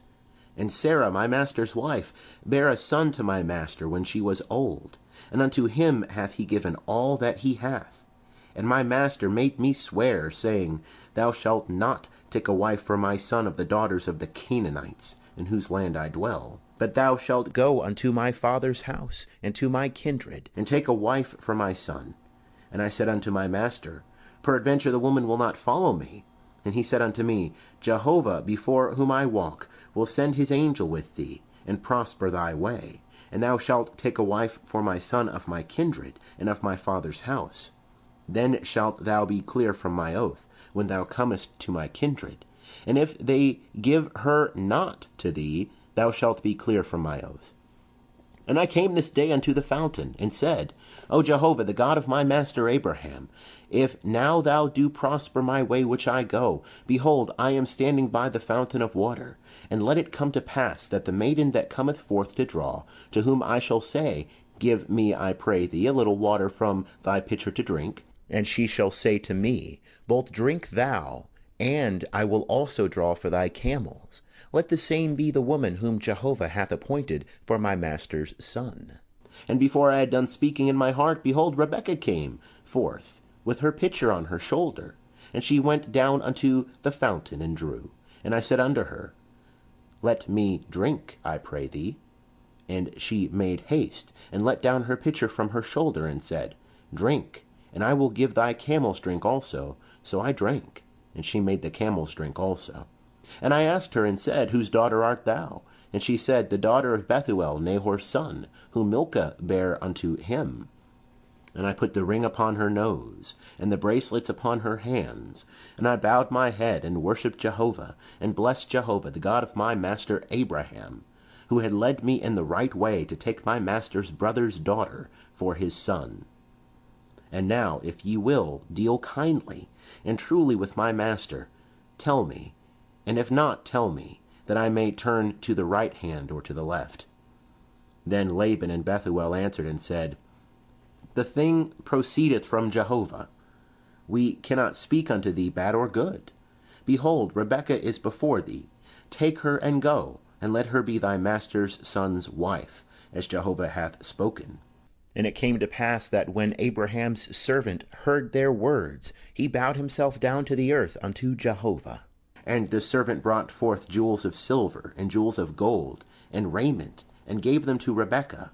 He gave also to her brother and to her mother precious things. And they did eat and drink, he and the men that were with him, and tarried all night. And they rose up in the morning, and he said, Send me away unto my master. And her brother and her mother said, Let the damsel abide with us a few days, at the least 10. After that she shall go. And he said unto them, Hinder me not, seeing Jehovah hath prospered my way. Send me away, that I may go to my master. And they said, We will call the damsel, and inquire at her mouth. And they called Rebekah, and said unto her, Wilt thou go with this man? And she said, I will go. And they sent away Rebekah their sister, and her nurse, and Abraham's servant, and his men. And they blessed Rebekah, and said unto her, Our sister, be thou the mother of thousands of 10,000s, and let thy seed possess the gate of those that hate them. And Rebekah arose, and her damsels, and they rode upon the camels, and followed the man. And the servant took Rebekah, and went his way. And Isaac came from the way of Beer-lahai-roi, for he dwelt in the land of the south. And Isaac went out to meditate in the field at the eventide. And he lifted up his eyes, and saw, and behold, there were camels coming. And Rebekah lifted up her eyes, and when she saw Isaac, she alighted from the camel. And she said unto the servant, What man is this that walketh in the field to meet us? And the servant said, It is my master. And she took her veil, and covered herself. And the servant told Isaac all the things that he had done. And Isaac brought her into his mother Sarah's tent, and took Rebekah, and she became his wife. And he loved her, and Isaac was comforted after his mother's death. End of chapter 24. Chapter 25. And Abraham took another wife, and her name was Keturah. And she bare him Zimram, and Jokshan, and Medan, and Midian, and Ishbak, and Shua. And Jokshan begat Sheba, and Dedan. And the sons of Dedan were Asherim, and Letushim, and Leummim. And the sons of Midian, Ephah, and Epher, and Hanok, and Abidah, and Eldaah. All these were the children of Keturah. And Abraham gave all that he had unto Isaac. But unto the sons of the concubines that Abraham had, Abraham gave gifts, and he sent them away from Isaac his son, while he yet lived, eastward unto the east country. And these are the days of the years of Abraham's life which he lived, 160 years. And Abraham gave up the ghost, and died, in a good old age, an old man, and full of years, and was gathered to his people. And Isaac and Ishmael his sons buried him in the cave of Machpelah, in the field of Ephron, the son of Zohar the Hittite, which is before Mamre, the field which Abraham purchased of the children of Heth. There was Abraham buried, and Sarah his wife. And it came to pass after the death of Abraham, that God blessed Isaac his son, and Isaac dwelt by Beer-lahai-roi. Now these are the generations of Ishmael, Abraham's son, whom Hagar the Egyptian, Sarah's handmaid, bare unto Abraham. And these are the names of the sons of Ishmael, by their names, according to their generations. The firstborn of Ishmael, Nebaioth, and Kedar, and Adbeel, and Mibsam, and Mishma, and Dumah, and Massa, Hada, and Tema, Jeter, Naphish, and Kedemah. These are the sons of Ishmael, and these are their names by their villages, and by their encampments, 12 princes according to their nations. And these are the years of the life of Ishmael, 137 years. And he gave up the ghost, and died, and was gathered unto his people. And they dwelt from Havilah unto Shur, that is before Egypt, as thou goest toward Assyria. He abode over against all his brethren. And these are the generations of Isaac, Abraham's son. Abraham begat Isaac, and Isaac was 40 years old when he took Rebekah, the daughter of Bethuel, the Syrian of Paddan Aram, the sister of Laban the Syrian, to be his wife. And Isaac entreated Jehovah for his wife, because she was barren. And Jehovah was entreated of him, and Rebekah his wife conceived. And the children struggled together within her. And she said, If it be so, wherefore do I live? And she went to inquire of Jehovah. And Jehovah said unto her, 2 nations are in thy womb, and 2 peoples shall be separated from thy bowels. And the one people shall be stronger than the other people, and the elder shall serve the younger. And when her days to be delivered were fulfilled, behold, there were twins in her womb. And the first came forth red all over like a hairy garment, and they called his name Esau. And after that came forth his brother, and his hand had hold on Esau's heel, and his name was called Jacob. And Isaac was 80 years old when she bare him. And the boys grew, and Esau was a skillful hunter, a man of the field, and Jacob was a quiet man, dwelling in tents. Now Isaac loved Esau because he did eat of his venison, and Rebekah loved Jacob. And Jacob boiled pottage, and Esau came in from the field, and he was faint. And Esau said to Jacob, Feed me, I pray thee, with that same red pottage, for I am faint. Therefore was his name called Edom. And Jacob said, Sell me first thy birthright. And Esau said, Behold, I am about to die, and what profit shall the birthright do to me? And Jacob said, Swear to me first. And he sware unto him, and he sold his birthright unto Jacob. And Jacob gave Esau bread and pottage of lentils, and he did eat and drink, and rose up and went his way. So Esau despised his birthright. End of chapter 25. Chapter 26. And there was a famine in the land, besides the first famine that was in the days of Abraham. And Isaac went unto Abimelech, king of the Philistines, unto Gerar. And Jehovah appeared unto him, and said, Go not down into Egypt, dwell in the land which I shall tell thee of. Sojourn in this land, and I will be with thee, and will bless thee. For unto thee and unto thy seed I will give all these lands, and I will establish the oath which I swear unto Abraham thy father.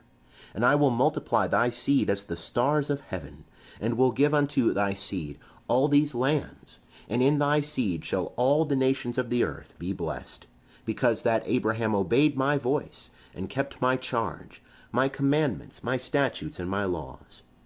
And Isaac dwelt in Gerar, and the men of the place asked him of his wife, and he said, She is my sister. For he feared to say, my wife, lest, said he, the men of the place should kill me for Rebekah, because she was fair to look upon.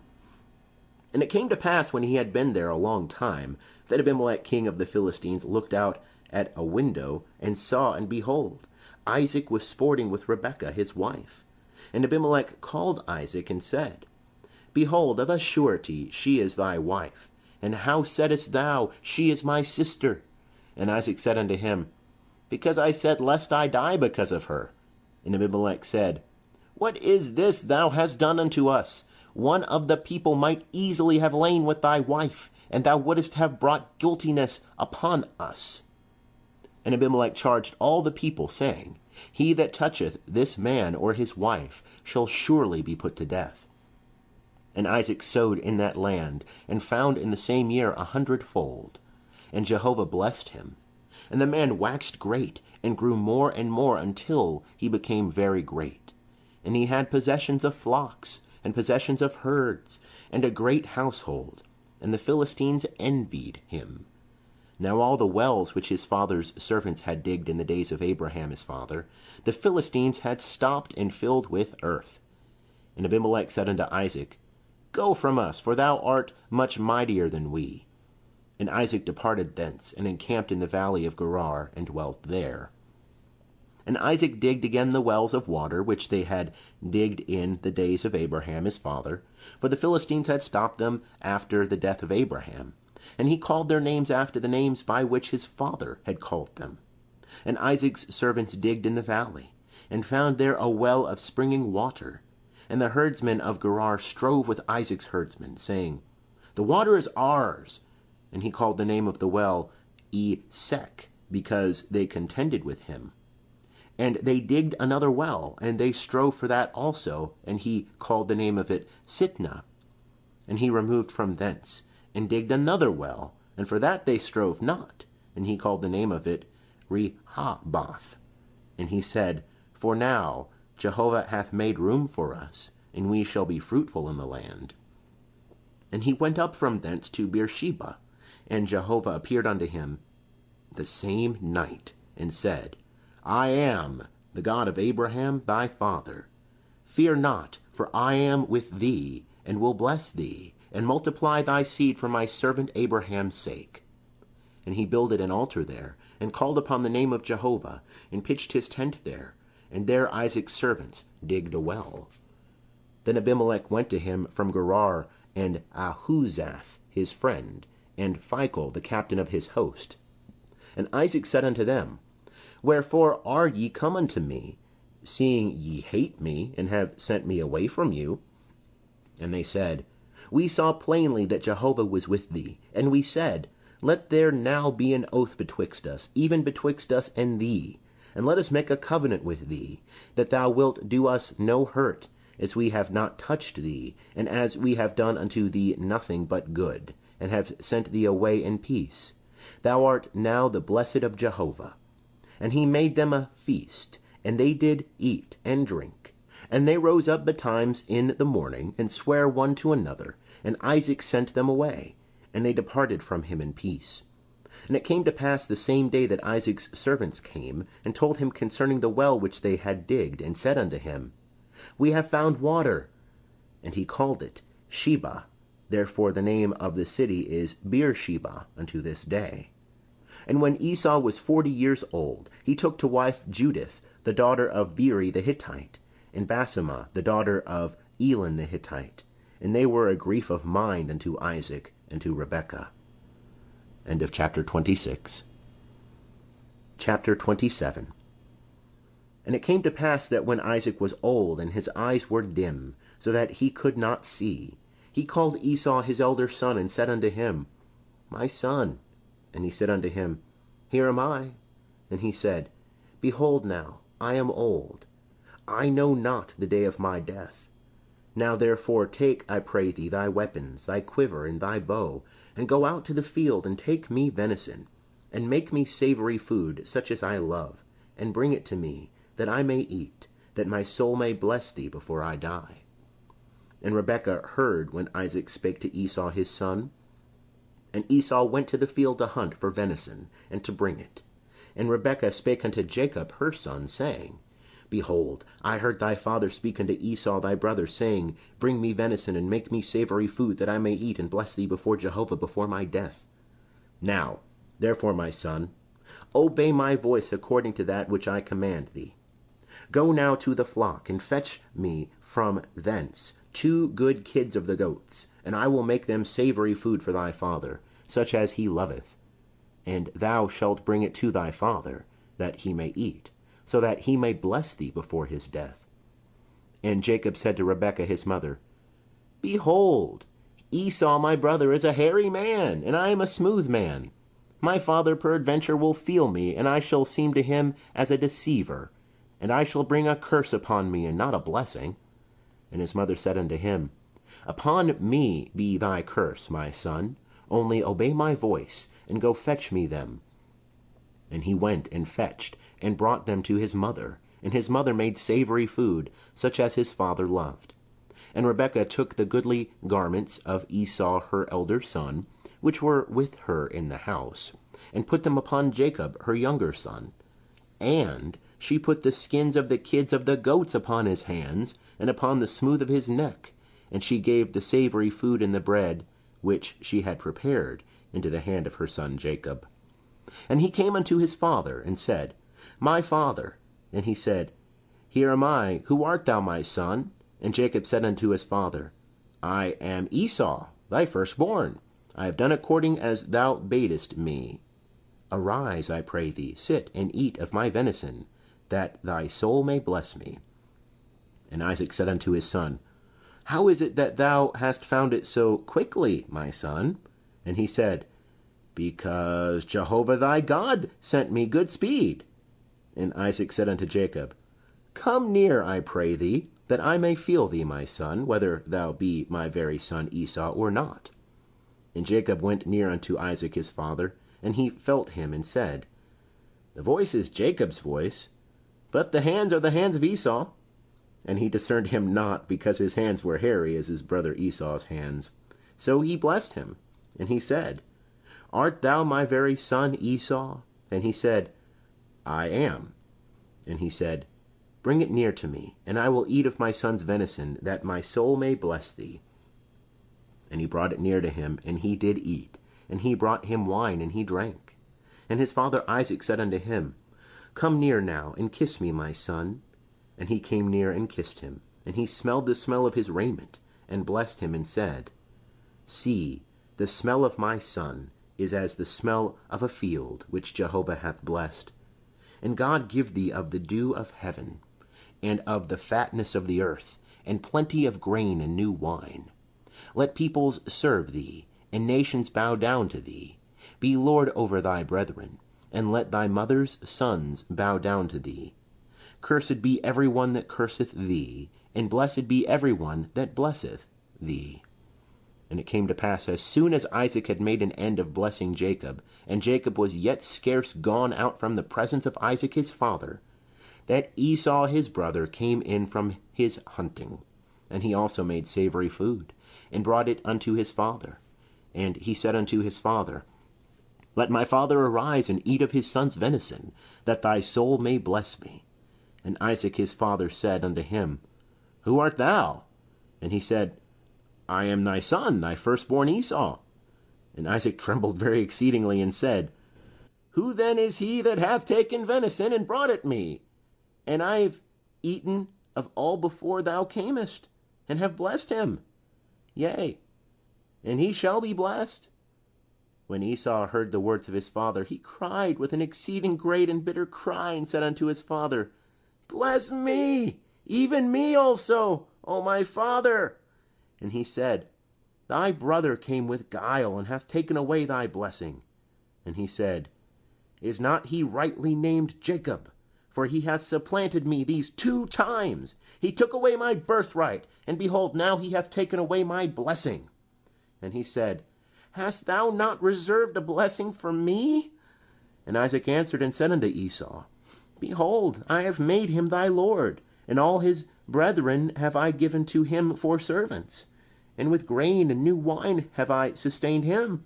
And what then shall I do for thee, my son?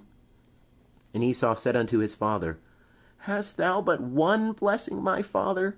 Bless me, even me also, O my father. And Esau lifted up his voice and wept. And Isaac his father answered and said unto him, Behold, of the fatness of the earth shall be thy dwelling, and of the dew of heaven from above. And by thy sword shalt thou live, and thou shalt serve thy brother. And it shall come to pass, when thou shalt break loose, that thou shalt shake his yoke from off thy neck. And Esau hated Jacob because of the blessing wherewith his father blessed him. And Esau said in his heart, The days of mourning for my father are at hand. Then will I slay my brother Jacob. And the words of Esau her elder son were told to Rebekah. And she sent and called Jacob her younger son, and said unto him, Behold, thy brother Esau, as touching thee, doth comfort himself, purposing to kill thee. Now therefore, my son, obey my voice, and arise. Flee thou to Laban my brother, to Haran, and tarry with him a few days, until thy brother's fury turn away, until thy brother's anger turn away from thee, and he forget that which thou hast done to him. Then I will send and fetch thee from thence. Why should I be bereaved of you both in one day? And Rebekah said to Isaac, I am weary of my life because of the daughters of Heth. If Jacob take a wife of the daughters of Heth, such as these of the daughters of the land, what good shall my life do me? End of chapter 27. Chapter 28. And Isaac called Jacob, and blessed him, and charged him, and said unto him, Thou shalt not take a wife of the daughters of Canaan. Arise, go to Paddan Aram, to the house of Bethuel, thy mother's father, and take thee a wife from thence of the daughters of Laban, thy mother's brother. And God Almighty bless thee, and make thee fruitful, and multiply thee, that thou mayest be a company of peoples, and give thee the blessing of Abraham to thee, and to thy seed with thee, that thou mayest inherit the land of thy sojournings, which God gave unto Abraham. And Isaac sent away Jacob, and he went to Paddan Aram unto Laban, son of Bethuel the Syrian, the brother of Rebekah, Jacob's and Esau's mother. Now Esau saw that Isaac had blessed Jacob, and sent him away to Paddan Aram to take him a wife from thence, and that as he blessed him, he gave him a charge, saying, Thou shalt not take a wife of the daughters of Canaan. And that Jacob obeyed his father and his mother, and was gone to Paddan Aram. And Esau saw that the daughters of Canaan pleased not Isaac his father. And Esau went unto Ishmael, and took, besides the wives he had, Mahalath, the daughter of Ishmael, Abraham's son, the sister of Nebaioth, to be his wife. And Jacob went out from Beersheba, and went toward Haran. And he lighted upon a certain place, and tarried there all night, because the sun was set. And he took one of the stones of the place, and put it under his head, and lay down in that place to sleep. And he dreamed, and behold, a ladder set up on the earth, and the top of it reached to heaven. And behold, the angels of God ascending and descending on it. And behold, Jehovah stood above it, and said, I am Jehovah, the God of Abraham thy father, and the God of Isaac. The land whereon thou liest, to thee will I give it, and to thy seed. And thy seed shall be as the dust of the earth, and thou shalt spread abroad to the west, and to the east, and to the north, and to the south. And in thee and in thy seed shall all the families of the earth be blessed. And behold, I am with thee, and will keep thee whithersoever thou goest, and will bring thee again into this land. For I will not leave thee until I have done that which I have spoken to thee of. And Jacob awaked out of his sleep, and he said, Surely Jehovah is in this place, and I knew it not. And he was afraid, and said, How dreadful is this place! This is none other than the house of God, and this is the gate of heaven. And Jacob rose up early in the morning, and took the stone that he had put under his head, and set it up for a pillar, and poured oil upon the top of it. And he called the name of that place Bethel, but the name of the city was Luz at the first. And Jacob vowed a vow, saying, If God will be with me, and will keep me in this way that I go, and will give me bread to eat, and raiment to put on, so that I come again to my father's house in peace, and Jehovah will be my God, then this stone which I have set up for a pillar shall be God's house. And of all that thou shalt give me, I will surely give the tenth unto thee. End of chapter 28. Chapter 29. Then Jacob went on his journey, and came to the land of the children of the east. And he looked, and behold, a well in the field, and lo, 3 flocks of sheep lying there by it. For out of that well they watered the flocks, and the stone upon the well's mouth was great.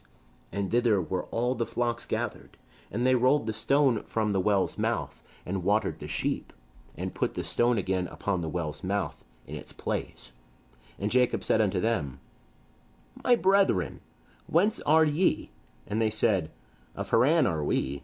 And he said unto them, Know ye Laban the son of Nahor? And they said, We know him.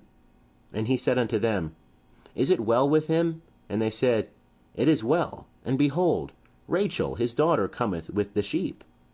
And he said, Lo, it is yet high day, neither is it time that the cattle should be gathered together. Water ye the sheep, and go and feed them. And they said, We cannot until all the flocks be gathered together. And they rolled the stone from the well's mouth. Then we water the sheep. While he was yet speaking with them, Rachel came with her father's sheep, for she kept them. And it came to pass, when Jacob saw Rachel the daughter of Laban his mother's brother, and the sheep of Laban his mother's brother, that Jacob went near, and rolled the stone from the well's mouth, and watered the flock of Laban his mother's brother. And Jacob kissed Rachel, and lifted up his voice, and wept. And Jacob told Rachel that he was her father's brother, and that he was Rebekah's son.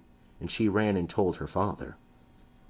And it came to pass, when Laban heard the tidings of Jacob his sister's son, that he ran to meet him, and embraced him, and kissed him, and brought him to his house. And he told Laban all these things. And Laban said to him, Surely thou art my bone and my flesh. And he abode with him the space of a month. And Laban said unto Jacob, Because thou art my brother, shouldest thou therefore serve me for naught? Tell me, what shall thy wages be? And Laban had 2 daughters. The name of the elder was Leah, and the name of the younger was Rachel. And Leah's eyes were tender, but Rachel was beautiful and well-favored. And Jacob loved Rachel, and he said, I will serve thee 7 years for Rachel, thy younger daughter. And Laban said, It is better that I give her to thee than that I should give her to another man. Abide with me. And Jacob served 7 years for Rachel, and they seemed unto him but a few days, for the love he had to her. And Jacob said unto Laban, Give me my wife, for my days are fulfilled, that I may go in unto her. And Laban gathered together all the men of the place, and made a feast. And it came to pass in the evening that he took Leah his daughter, and brought her to him, and he went in unto her. And Laban gave Zilpah his handmaid unto his daughter Leah for a handmaid. And it came to pass in the morning that, behold, it was Leah. And he said to Laban, What is this thou hast done unto me? Did not I serve with thee for Rachel? Wherefore then hast thou beguiled me? And Laban said, It is not so done in our place to give the younger before the firstborn. Fulfill the week of this one, and we will give thee the other also for the service which thou shalt serve with me yet 7 other years.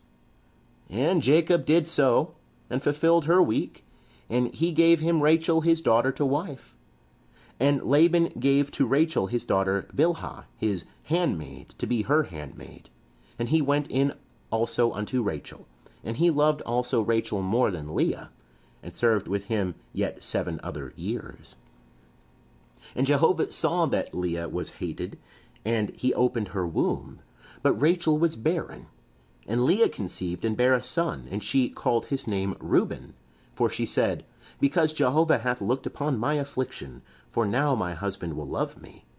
And she conceived again and bare a son, and said, Because Jehovah hath heard that I am hated, he hath therefore given me this son also. And she called his name Simeon. And she conceived again, and bare a son, and said, Now this time will my husband be joined unto me, because I have borne him 3 sons. Therefore was his name called Levi. And she conceived again, and bare a son. And she said, This time will I praise Jehovah. Therefore she called his name Judah. And she left off bearing. End of chapter 29. Chapter 30. And when Rachel saw that she bare Jacob no children, Rachel envied her sister, and she said unto Jacob, Give me children, or else I die. And Jacob's anger was kindled against Rachel, and he said, Am I in God's stead, who hath withheld from thee the fruit of the womb? And she said, Behold, my maid Bilhah, go in unto her, that she may bear upon my knees, and I also may obtain children by her. And she gave him Bilhah her handmaid to wife. And Jacob went in unto her. And Bilhah conceived, and bare Jacob a son. And Rachel said, God hath judged me, and hath also heard my voice, and hath given me a son. Therefore called she his name Dan. And Bilhah, Rachel's handmaid, conceived again, and bare Jacob a second son. And Rachel said, With mighty wrestlings have I wrestled with my sister, and have prevailed. And she called his name Naphtali. When Leah saw that she had left off bearing, she took Zilpah her handmaid, and gave her to Jacob to wife. And Zilpah, Leah's handmaid, bare Jacob a son. And Leah said, Fortunate! And she called his name Gad. And Zilpah, Leah's handmaid, bare Jacob a second son, and Leah said, Happy am I, for the daughters will call me happy. And she called his name Asher. And Reuben went in the days of wheat harvest, and found mandrakes in the field, and brought them unto his mother Leah.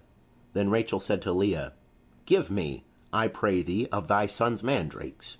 And she said unto her, Is it a small matter that thou hast taken away my husband? And wouldest thou take away my son's mandrakes also? And Rachel said, Therefore he shall lie with thee tonight, for thy son's mandrakes. And Jacob came from the field in the evening, and Leah went out to meet him, and said, Thou must come in unto me, for I have surely hired thee with my son's mandrakes. And he lay with her that night. And God hearkened unto Leah, and she conceived, and bare Jacob a fifth son. And Leah said, God hath given me my hire, because I gave my handmaid to my husband. And she called his name Issachar. And Leah conceived again, and bare a sixth son to Jacob. And Leah said, God hath endowed me with a good dowry.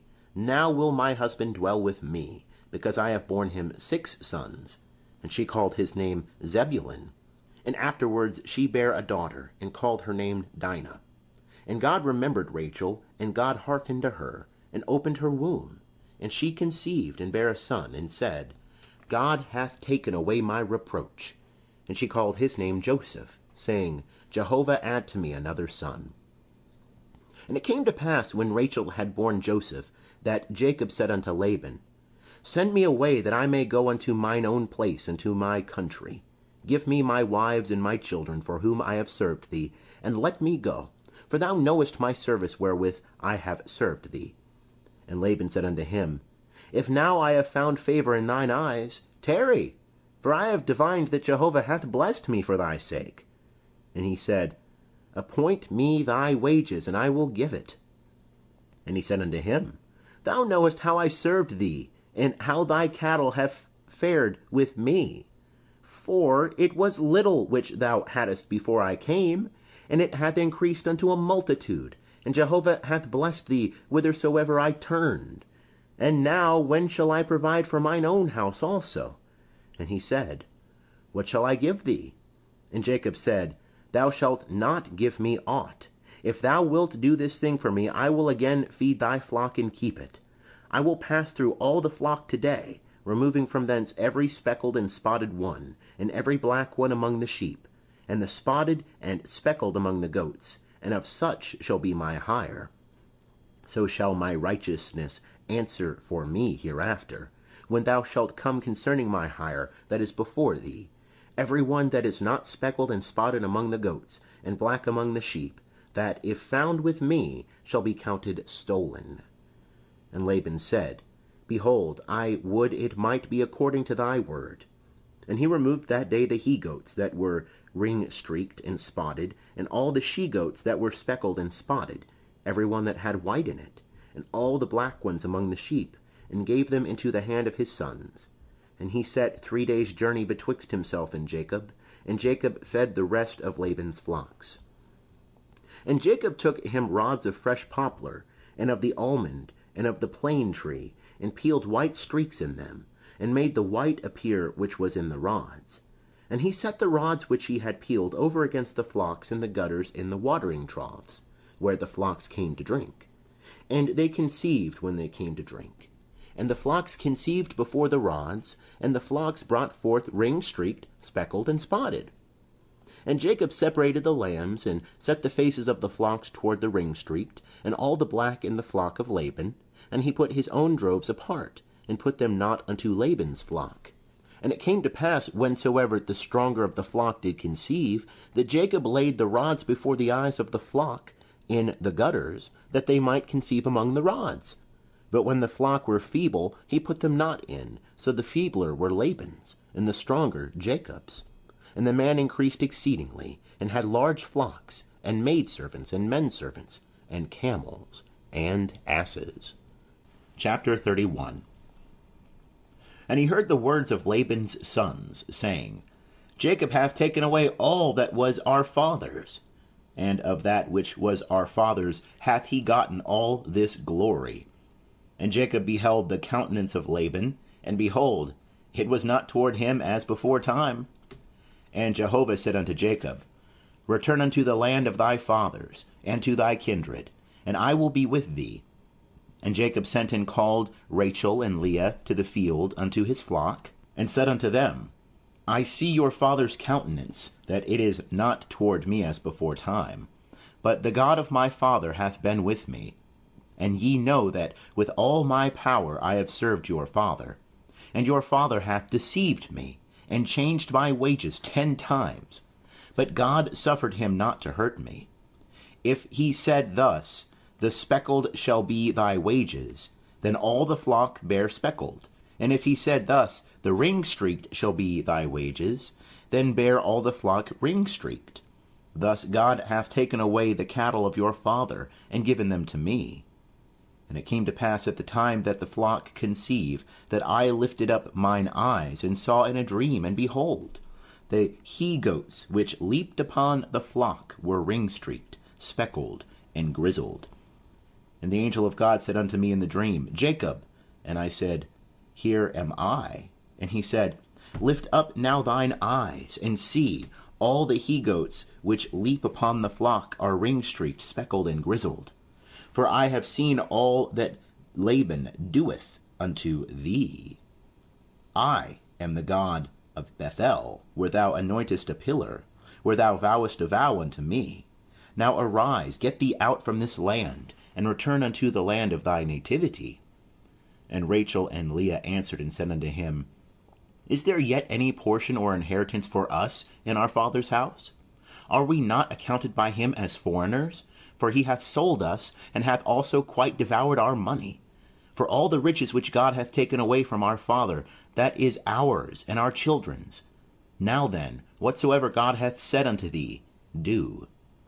Then Jacob rose up, and set his sons and his wives upon the camels. And he carried away all his cattle, and all his substance which he had gathered, the cattle of his getting, which he had gathered in Paddan Aram, to go to Isaac his father unto the land of Canaan. Now Laban was gone to shear his sheep, and Rachel stole the teraphim that were her father's. And Jacob stole away unawares to Laban the Syrian, and that he told him not that he fled. So he fled with all that he had, and he rose up, and passed over the river, and set his face toward the mountain of Gilead. And it was told Laban on the 3rd day that Jacob was fled, and he took his brethren with him, and pursued after him 7 days' journey. And he overtook him in the mountain of Gilead. And God came to Laban the Syrian in a dream of the night, and said unto him, Take heed to thyself, that thou speak not to Jacob, either good or bad. And Laban came up with Jacob.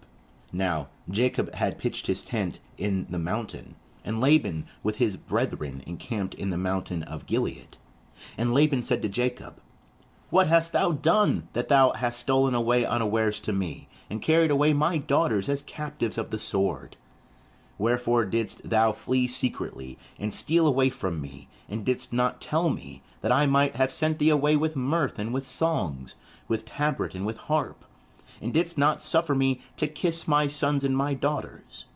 Now hast thou done foolishly. It is in the power of my hand to do you hurt. But the God of your father spake unto me yesternight, saying, Take heed to thyself that thou speak not to Jacob either good or bad. And now, though thou wouldest needs be gone, because thou sore longest after thy father's house, yet wherefore hast thou stolen my gods? And Jacob answered and said to Laban, Because I was afraid, for I said, Lest thou shouldest take thy daughters from me by force. With whomsoever thou findest thy gods, he shall not live. Before our brethren discern thou what is thine with me, and take it to thee. For Jacob knew not that Rachel had stolen them.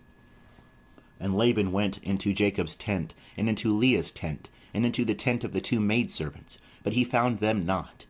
And he went out of Leah's tent, and entered into Rachel's tent. Now Rachel had taken the teraphim, and put them in the camel's saddle, and sat upon them. And Laban felt about all the tent, but found them not. And she said to her father, Let not my lord be angry that I cannot rise up before thee, for the manner of women is upon me. And he searched, but found not the teraphim. And Jacob was wroth, and chode with Laban. And Jacob answered and said to Laban, What is my trespass? What is my sin, that thou hast hotly pursued after me?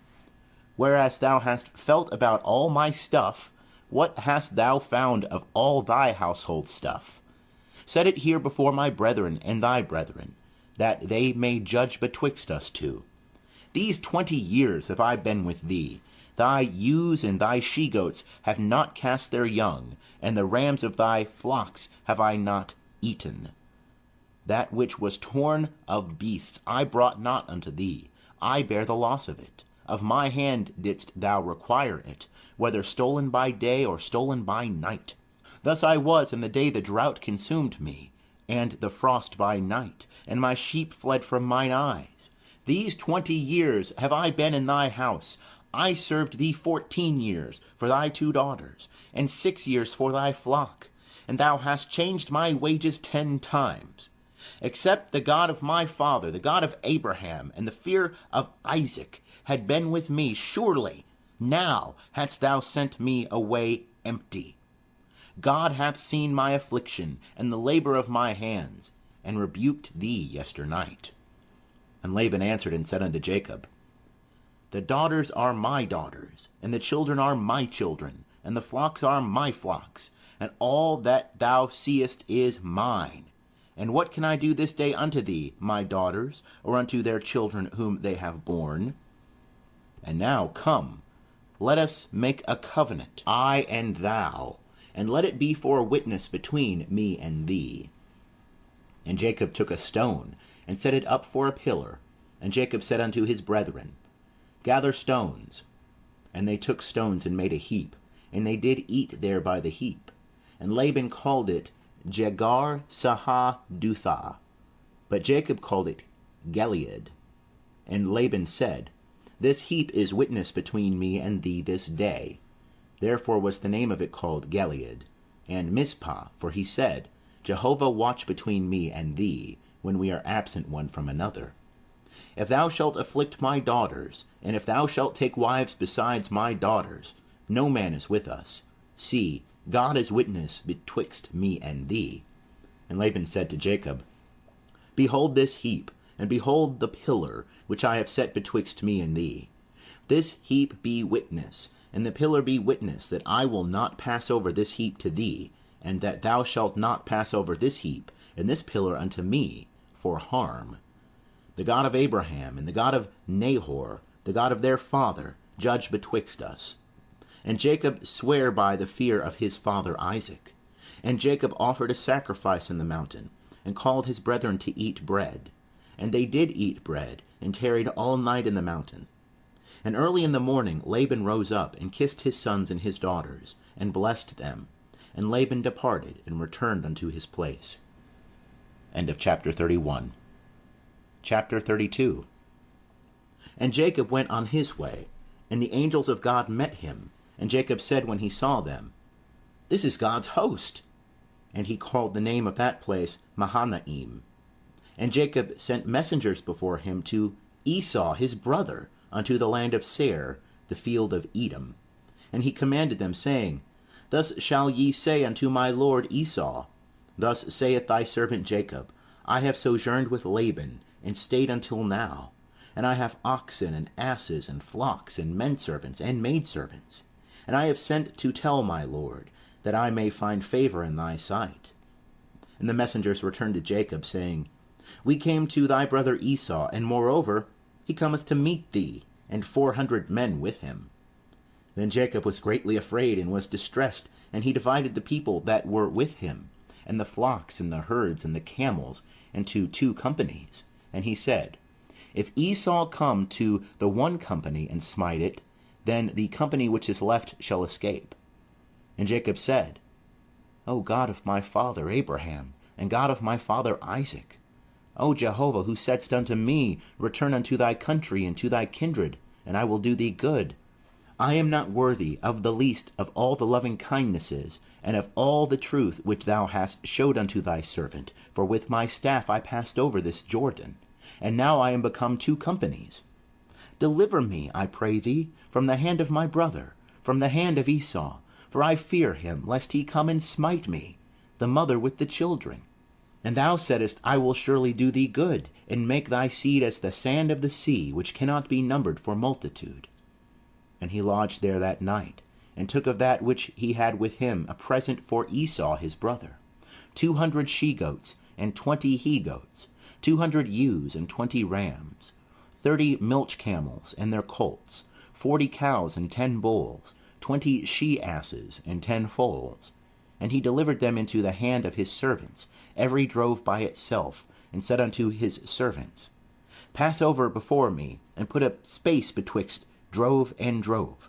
And he commanded the foremost, saying, When Esau my brother meeteth thee, and asketh thee, saying, Whose art thou? And whither goest thou? And whose are these before thee? Then thou shalt say, They are thy servant Jacob's. It is a present sent unto my lord Esau. And behold, he also is behind us. And he commanded also the second and the third, and all that followed the droves, saying, On this manner shall ye speak unto Esau, when ye find him. And ye shall say, Moreover, behold, thy servant Jacob is behind us. For he said, I will appease him with the present that goeth before me, and afterward I will see his face. Peradventure he will accept me. So the present passed over before him, and he himself lodged that night in the company.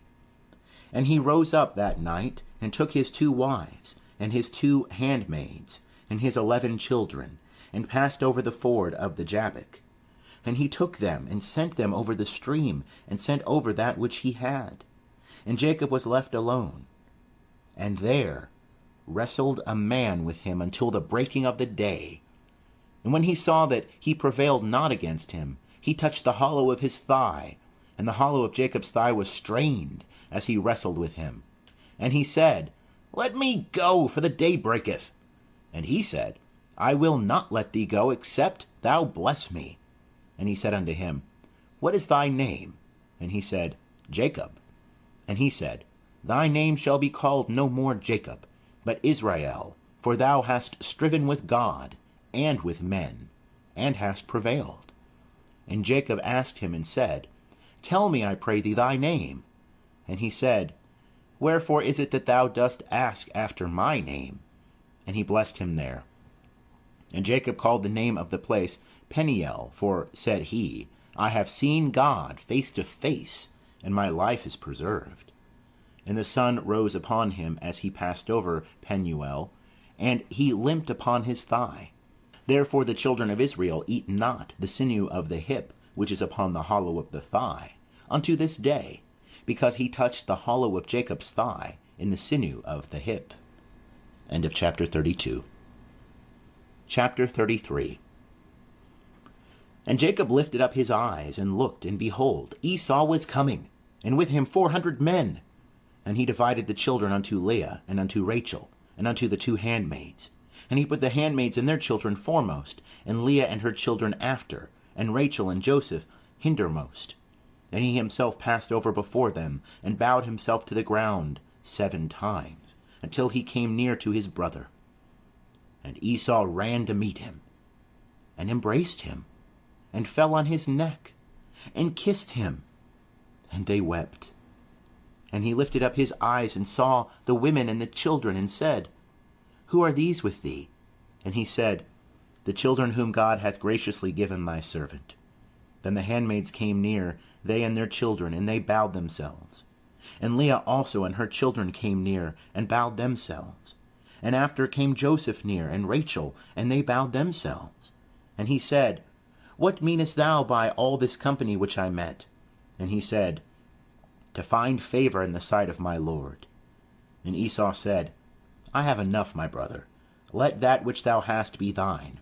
And Jacob said, Nay, I pray thee, if now I have found favor in thy sight, then receive my present at my hand. For as much as I have seen thy face, as one seeth the face of God, and thou wast pleased with me, take, I pray thee, my gift, that is brought to thee, because God hath dealt graciously with me, and because I have enough. And he urged him, and he took it. And he said, Let us take our journey, and let us go, and I will go before thee. And he said unto him, My lord knoweth that the children are tender, and that the flocks and herds with me have their young. And if they overdrive them one day, all the flocks will die. Let my lord, I pray thee, pass over before his servant, and I will lead on gently, according to the pace of the cattle that are before me, and according to the pace of the children, until I come unto my lord, unto Seir. And Esau said, Let me now leave with thee some of the folk that are with me. And he said, What needeth it?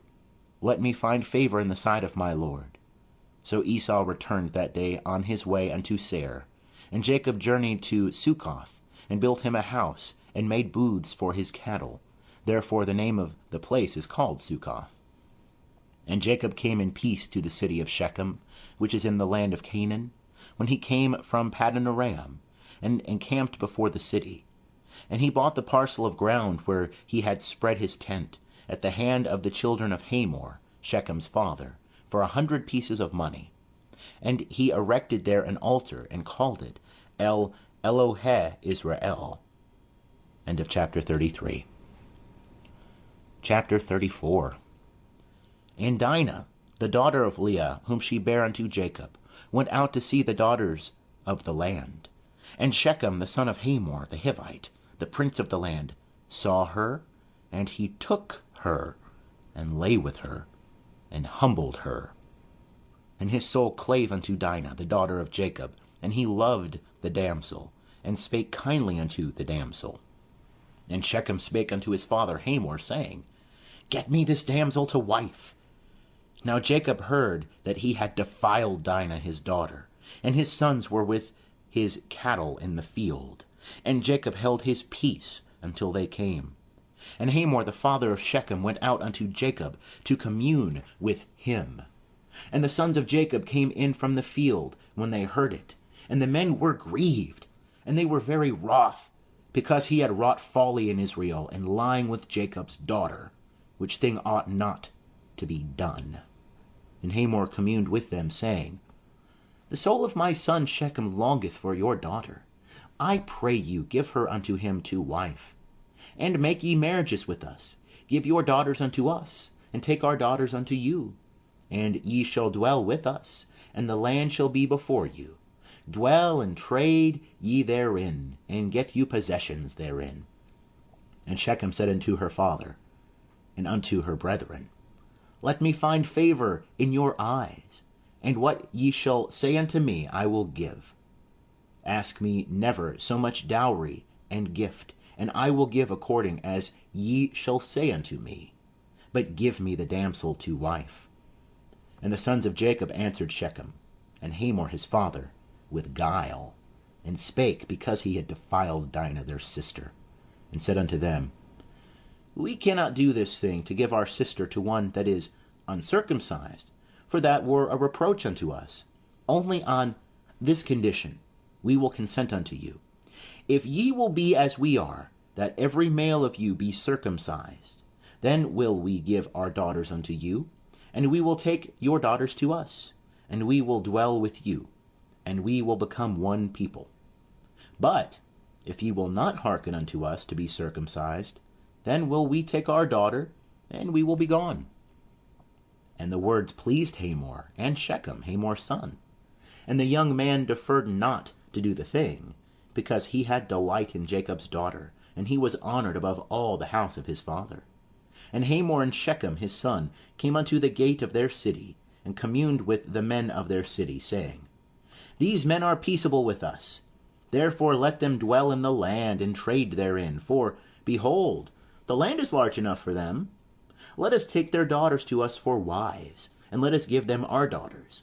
Only on this condition will the men consent unto us to dwell with us, to become one people, if every male among us be circumcised, as they are circumcised. Shall not their cattle and their substance and all their beasts be ours? Only let us consent unto them, and they will dwell with us. And unto Hamor and unto Shechem his son hearkened all that went out of the gate of his city. And every male was circumcised, all that went out of the gate of his city. And it came to pass on the 3rd day, when they were sore, that two of the sons of Jacob, Simeon and Levi, Dinah's brethren, took each man his sword, and came upon the city unawares, and slew all the males. And they slew Hamor and Shechem his son with the edge of the sword, and took Dinah out of Shechem's house, and went forth. The sons of Jacob came upon the slain, and plundered the city, because they had defiled their sister. They took their flocks, and their herds, and their asses, and that which was in the city, and that which was in the field, and all their wealth, and all their little ones, and their wives, they took captive, and made a prey, even all that was in the house. And Jacob said to Simeon and Levi, Ye have troubled me, to make me odious to the inhabitants of the land, among the Canaanites and the Perizzites. And I being few in number, they will gather themselves together against me, and smite me, and I shall be destroyed, I and my house. And they said, Should he deal with our sister as with a harlot? End of chapter 34. Chapter 35. And God said unto Jacob, Arise, go up to Bethel, and dwell there, and make there an altar unto God, who appeared unto thee when thou fleddest from the face of Esau thy brother. Then Jacob said unto his household, and to all that were with him, Put away the foreign gods that are among you, and purify yourselves, and change your garments, and let us arise and go up to Bethel, and I will make there an altar unto God, who answered me in the day of my distress, and was with me in the way which I went. And they gave unto Jacob all the foreign gods which were in their hand, and the rings which were in their ears. And Jacob hid them under the oak which was by Shechem. And they journeyed. And a terror of God was upon the cities that were round about them, and they did not pursue after the sons of Jacob. So Jacob came to Luz, which is in the land of Canaan, the same as Bethel, he and all the people that were with him. And he built there an altar, and called the place El Bethel, because there God was revealed unto him, when he fled from the face of his brother. And Deborah, Rebekah's nurse, died, and she was buried below Bethel under the oak, and the name of it was called Elon Bakuth.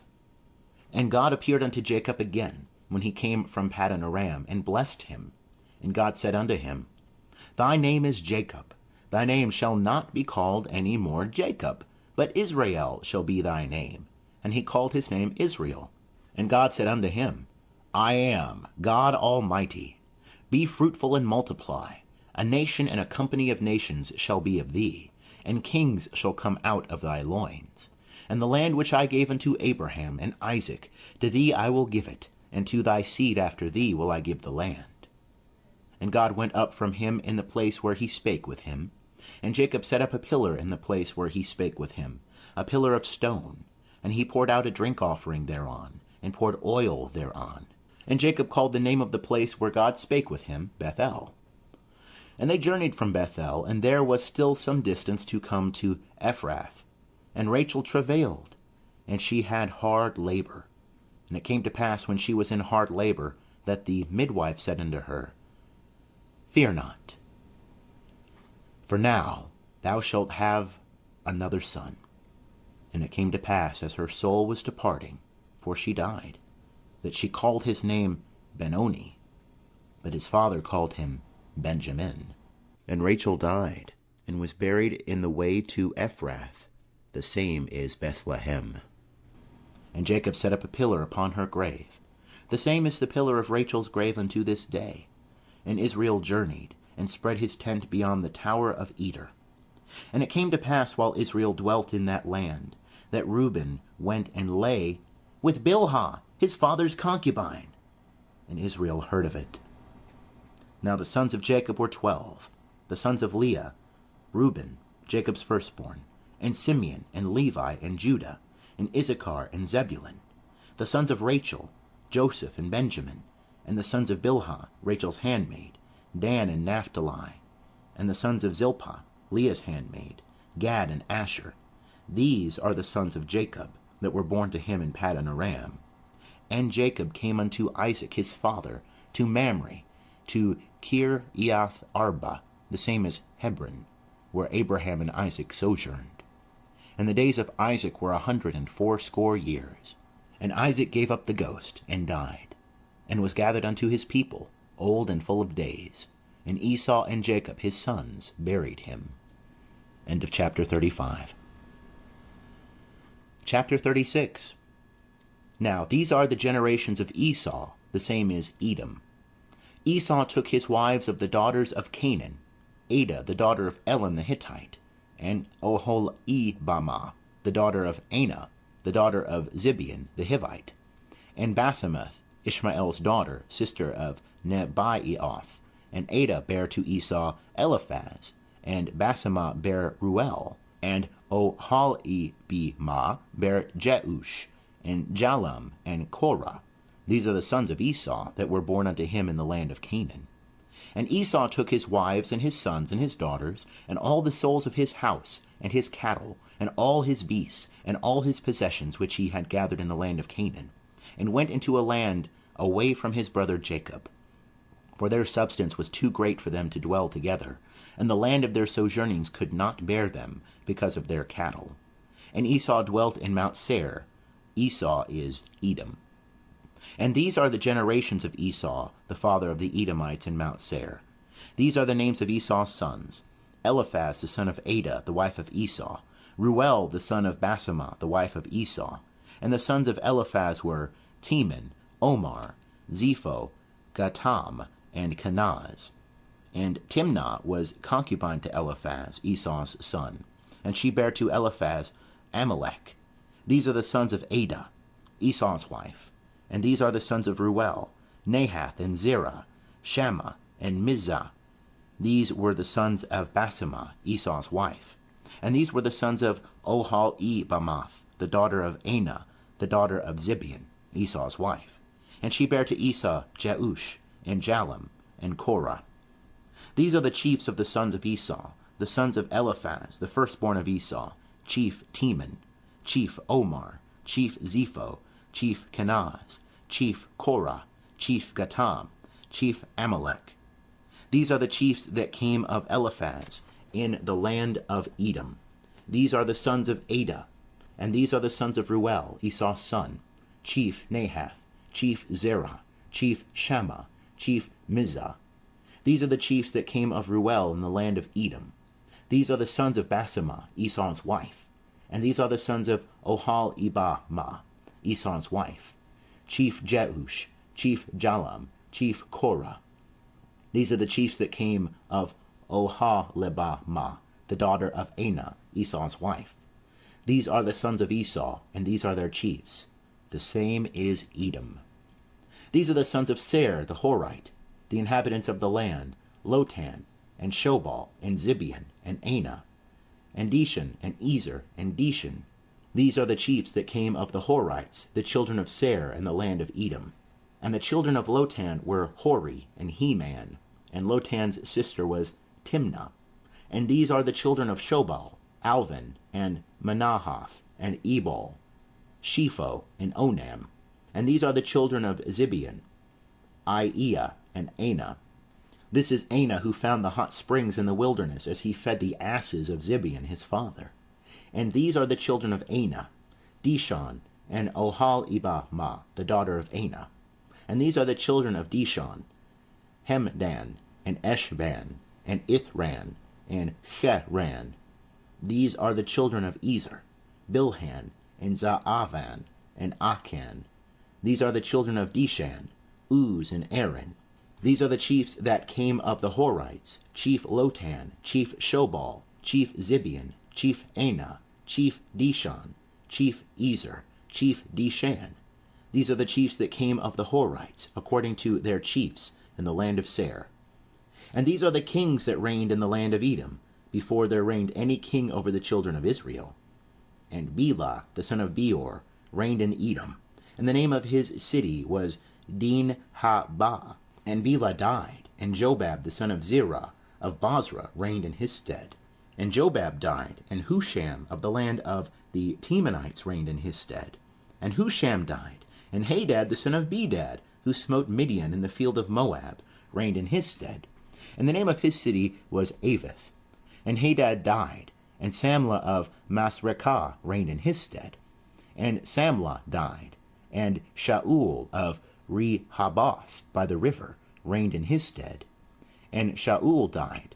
And Baal-Hanan the son of Achbor reigned in his stead. And Baal-Hanan the son of Achbor died. And Hadar reigned in his stead. And the name of his city was Pau, and his wife's name was Mehet-Abel, the daughter of Matred, the daughter of Mezahab. And these are the names of the chiefs that came of Esau, according to their families, after their places, by their names: Chief Timnah, Chief Alva, Chief Jetheth, Chief Ohol-ibamah, Chief Elah, Chief Pinon, Chief Kenaz, Chief Teman, Chief Mibzar, Chief Magdiel, Chief Eram. These are the chiefs of Edom, according to their habitations and the land of their possession. This is Esau, the father of the Edomites. End of chapter 36. Chapter 37. And Jacob dwelt in the land of his father's sojournings, and the land of Canaan. These are the generations of Jacob. Joseph, being 17 years old, was feeding the flock with his brethren, and he was a lad with the sons of Bilhah, and with the sons of Zilpah, his father's wives. And Joseph brought the evil report of them unto their father. Now Israel loved Joseph more than all his children, because he was the son of his old age, and he made him a coat of many colors. And his brethren saw that their father loved him more than all his brethren, and they hated him, and could not speak peaceably unto him. And Joseph dreamed a dream, and he told it to his brethren, and they hated him yet the more. And he said unto them, Hear, I pray you, this dream which I have dreamed. For behold, we were binding sheaves in the field, and lo, my sheaf arose, and also stood upright. And behold, your sheaves came round about, and made obeisance to my sheaf. And his brethren said to him, Shalt thou indeed reign over us? Or shalt thou indeed have dominion over us? And they hated him yet the more for his dreams and for his words. And he dreamed yet another dream, and told it to his brethren, and said, Behold, I have dreamed yet a dream, and behold, the sun and the moon and 11 stars made obeisance to me. And he told it to his father and to his brethren. And his father rebuked him, and said unto him, What is this dream that thou hast dreamed? Shall I and thy mother and thy brethren indeed come to bow down ourselves to thee to the earth? And his brethren envied him, but his father kept the saying in mind. And his brethren went to feed their father's flock in Shechem. And Israel said unto Joseph, Are not thy brethren feeding the flock in Shechem? Come, and I will send thee unto them. And he said to him, Here am I. And he said to him, Go now, see whether it is well with thy brethren, and well with the flock, and bring me word again. So he sent him out of the vale of Hebron, and he came to Shechem. And a certain man found him, and behold, he was wandering in the field. And the man asked him, saying, What seekest thou? And he said, I am seeking my brethren. Tell me, I pray thee, where they are feeding the flock. And the man said, They are departed hence, for I heard them say, Let us go to Dothan. And Joseph went after his brethren, and found them in Dothan. And they saw him afar off, and before he came near unto them, they conspired against him to slay him. And they said one to another, Behold, this dreamer cometh. Come now, therefore, and let us slay him, and cast him into one of the pits, and we will say, An evil beast hath devoured him, and we shall see what will become of his dreams. And Reuben heard it, and delivered him out of their hand, and said, Let us not take his life.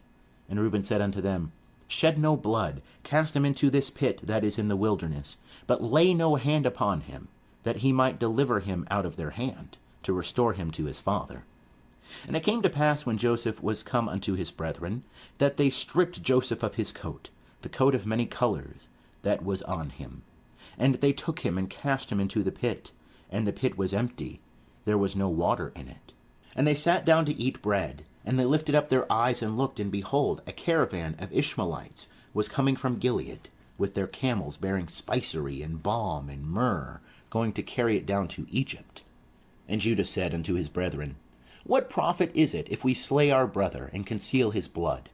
Come, and let us sell him to the Ishmaelites, and let not our hand be upon him, for he is our brother, our flesh. And his brethren hearkened unto him.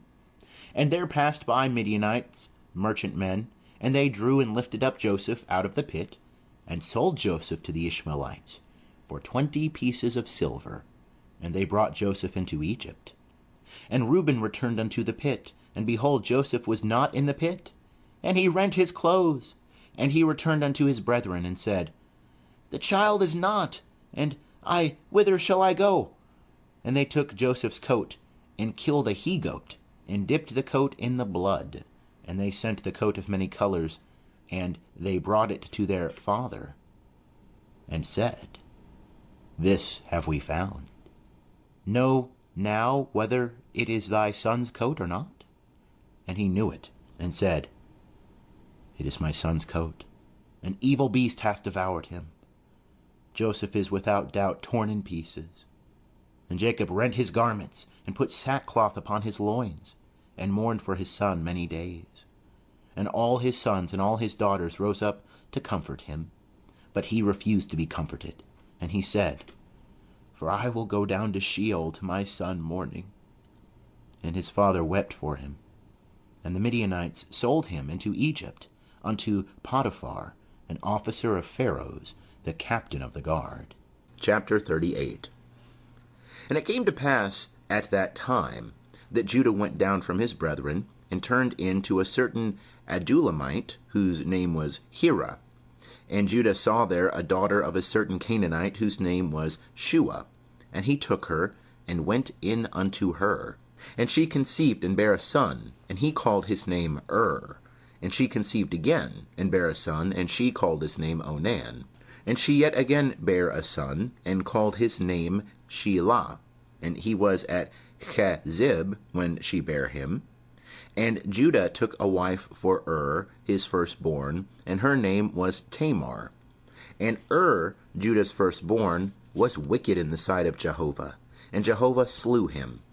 And Judah said unto Onan, Go in unto thy brother's wife, and perform the duty of a husband's brother unto her, and raise up seed to thy brother.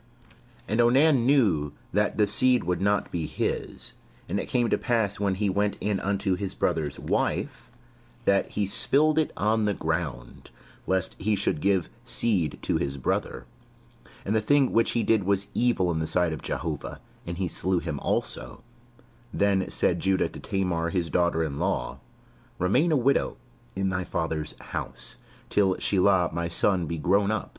For he said, Lest he also die like his brethren. And Tamar went and dwelt in her father's house. And in process of time, Shua's daughter, the wife of Judah, died. And Judah was comforted, and went up unto his sheep-shearers to Timnah, he and his friend Hira the Adulamite. And it was told Tamar, saying, Behold, thy father-in-law goeth up to Timnah to shear his sheep. And she put off from her the garments of her widowhood, and covered herself with her veil, and wrapped herself, and sat in the gate of Enaim, which is by the way to Timnah. For she saw that Shelah was grown up, and she was not given unto him to wife. When Judah saw her, he thought her to be a harlot, for she had covered her face.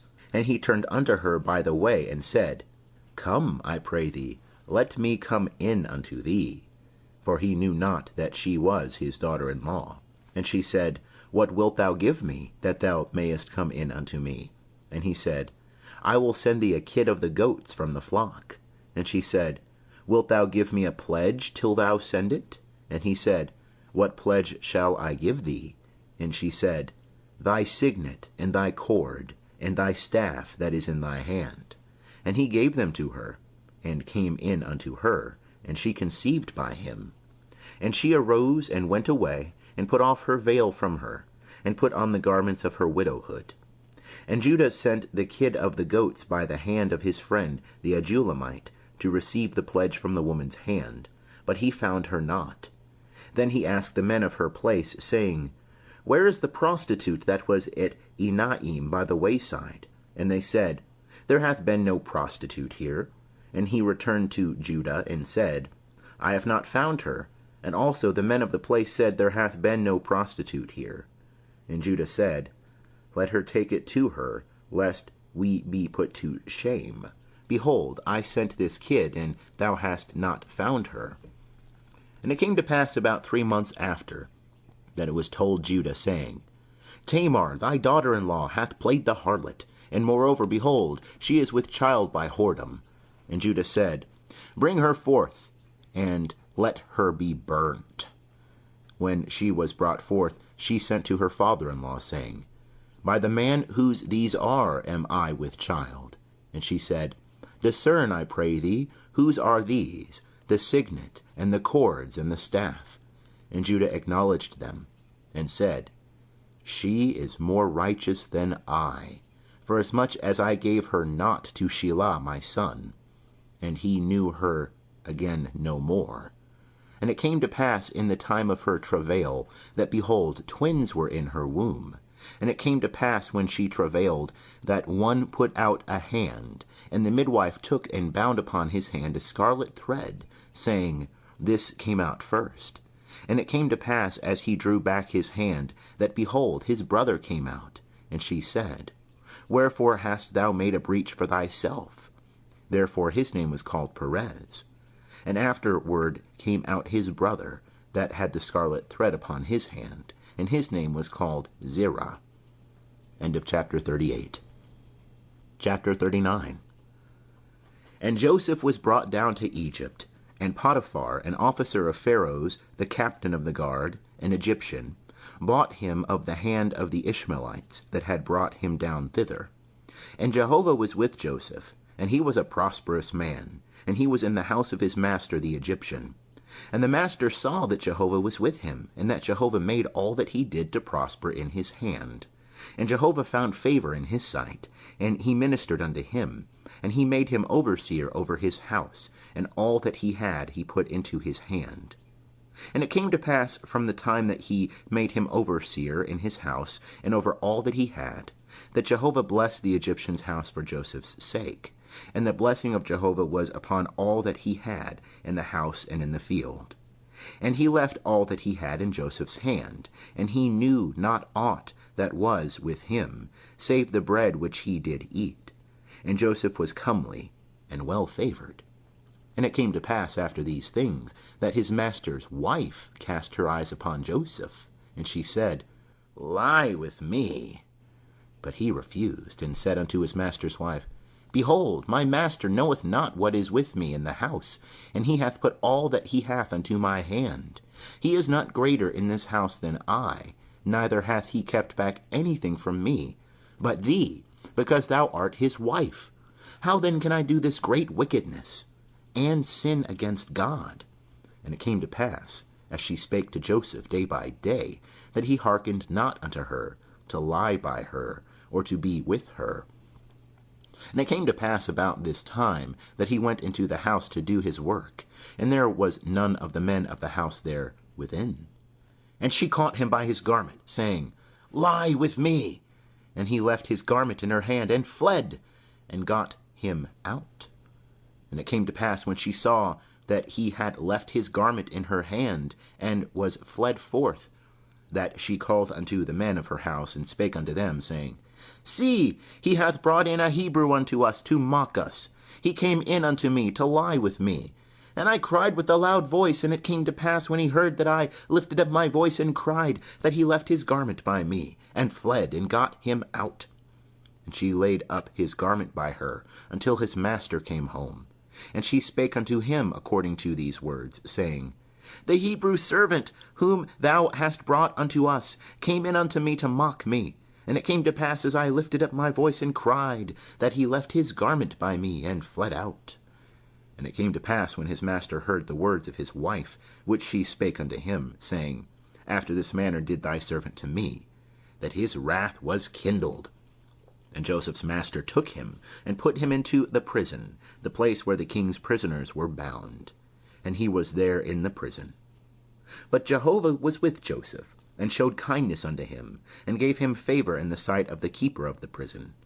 And the keeper of the prison committed to Joseph's hand all the prisoners that were in the prison. and whatsoever they did there, he was the doer of it. The keeper of the prison looked not to anything that was under his hand, because Jehovah was with him, and that which he did, Jehovah made it to prosper. End of chapter 39. Chapter 40. And it came to pass after these things, that the butler of the king of Egypt and his baker offended their lord the king of Egypt. And Pharaoh was wroth against his two officers, against the chief of the butlers and against the chief of the bakers. And he put them in ward in the house of the captain of the guard, into the prison, the place where Joseph was bound. And the captain of the guard charged Joseph with them, and he ministered unto them, and they continued a season in ward. And they dreamed a dream, both of them, each man his dream in one night, each man according to the interpretation of his dream, the butler and the baker of the king of Egypt, who were bound in the prison. And Joseph came in unto them in the morning, and saw them, and behold, they were sad. And he asked Pharaoh's officers that were with him in ward in his master's house, saying, Wherefore look ye so sad today? And they said unto him, We have dreamed a dream, and there is none that can interpret it. And Joseph said unto them, Do not interpretations belong to God? Tell it me, I pray you. And the chief butler told his dream to Joseph, and said to him, In my dream, behold, a vine was before me, and in the vine were 3 branches, and it was as though it budded, and its blossoms shot forth, and the clusters thereof brought forth ripe grapes. And Pharaoh's cup was in my hand, and I took the grapes and pressed them into Pharaoh's cup, and I gave the cup into Pharaoh's hand. And Joseph said unto him, This is the interpretation of it. The 3 branches are 3 days. Within yet 3 days shall Pharaoh lift up thy head, and restore thee unto thine office, and thou shalt give Pharaoh's cup into his hand, after the former manner when thou wast his butler. But have me in thy remembrance when it shall be well with thee, and show kindness, I pray thee, unto me, and make mention of me unto Pharaoh, and bring me out of this house. For indeed I was stolen away out of the land of the Hebrews, and here also have I done nothing, that they should put me into the dungeon. When the chief baker saw that the interpretation was good, he said unto Joseph, I also was in my dream, and behold, 3 baskets of white bread were on my head, and in the uppermost basket there was of all manner of baked food for Pharaoh. And the birds did eat them out of the basket upon my head. And Joseph answered and said, This is the interpretation thereof. The 3 baskets are 3 days. Within yet 3 days shall Pharaoh lift up thy head from off thee, and shall hang thee on a tree, and the birds shall eat thy flesh from off thee. And it came to pass the 3rd day, which was Pharaoh's birthday, that he made a feast unto all his servants, and he lifted up the head of the chief butler, and the head of the chief baker among his servants. And he restored the chief butler unto his butlership again, and he gave the cup into Pharaoh's hand. But he hanged the chief baker, as Joseph had interpreted to them. Yet did not the chief butler remember Joseph, but forgat him. End of chapter 40. Chapter 41. And it came to pass at the end of 2 full years that Pharaoh dreamed, and behold, he stood by the river. And behold, there came up out of the river 7 kine, well-favored and fat-fleshed, and they fed in the reed grass. And behold, 7 other kine came up after them out of the river, ill-favored and lean-fleshed, and stood by the other kine upon the brink of the river. And the ill-favored and lean-fleshed kine did eat up the 7 well-favored and fat kine. So Pharaoh awoke, and he slept and dreamed a 2nd time. And behold, 7 ears of grain came up upon one stalk, rank and good. And behold, 7 ears, thin and blasted with the east wind, sprung up after them. And the thin ears swallowed up the 7 rank and full ears.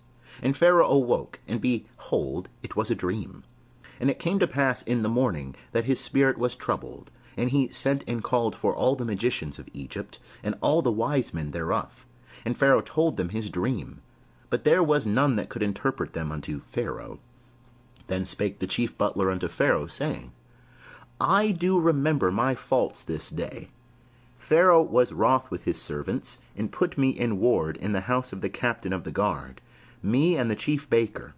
And we dreamed a dream in one night, I and he.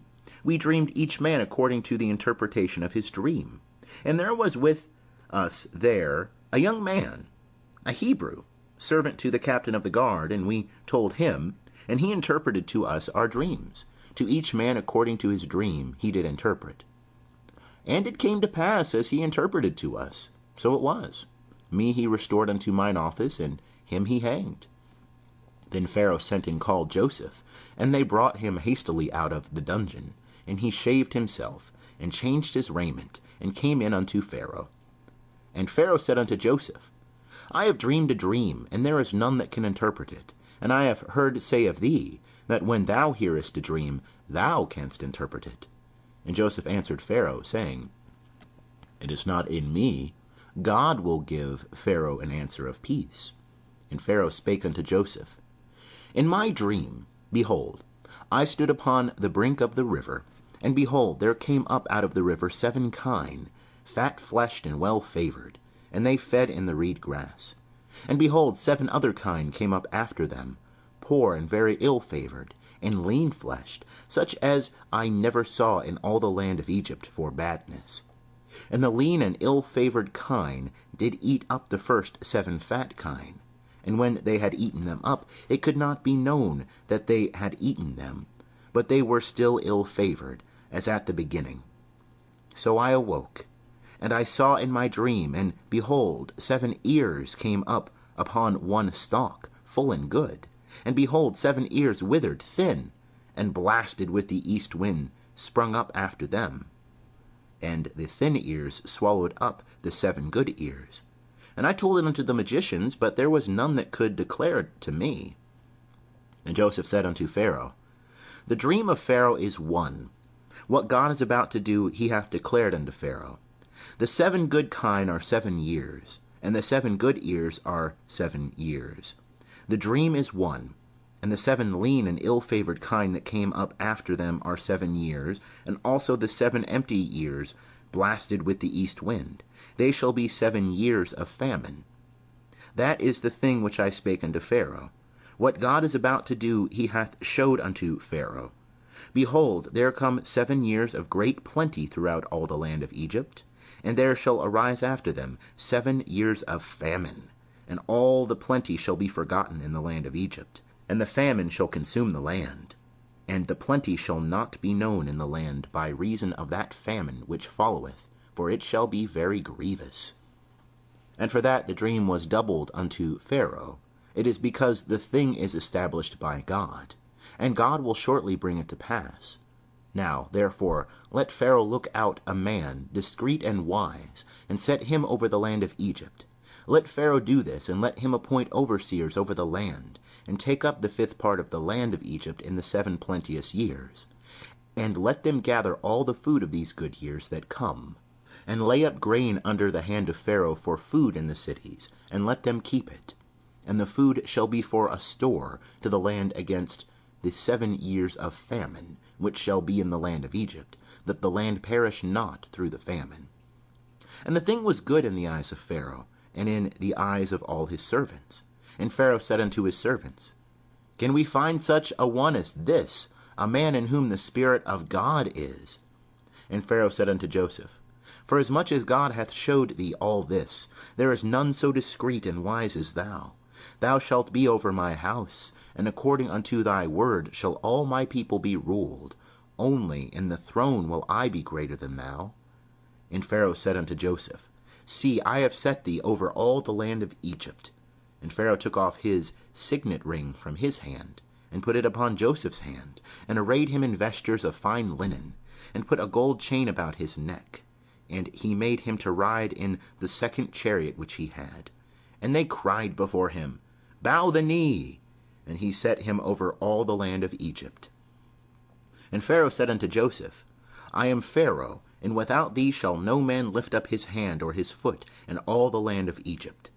And Pharaoh called Joseph's name Zaphenath-paneah, and he gave him to wife Asenath, the daughter of Potipharah, priest of On. And Joseph went out over the land of Egypt.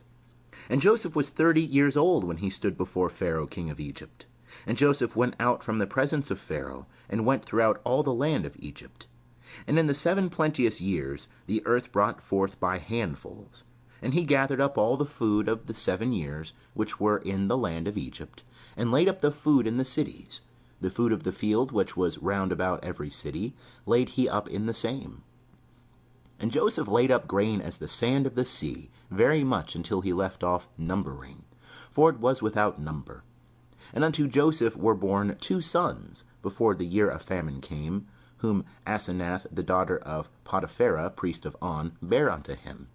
And Joseph called the name of the firstborn Manasseh, for said he, God hath made me forget all my toil, and all my father's house.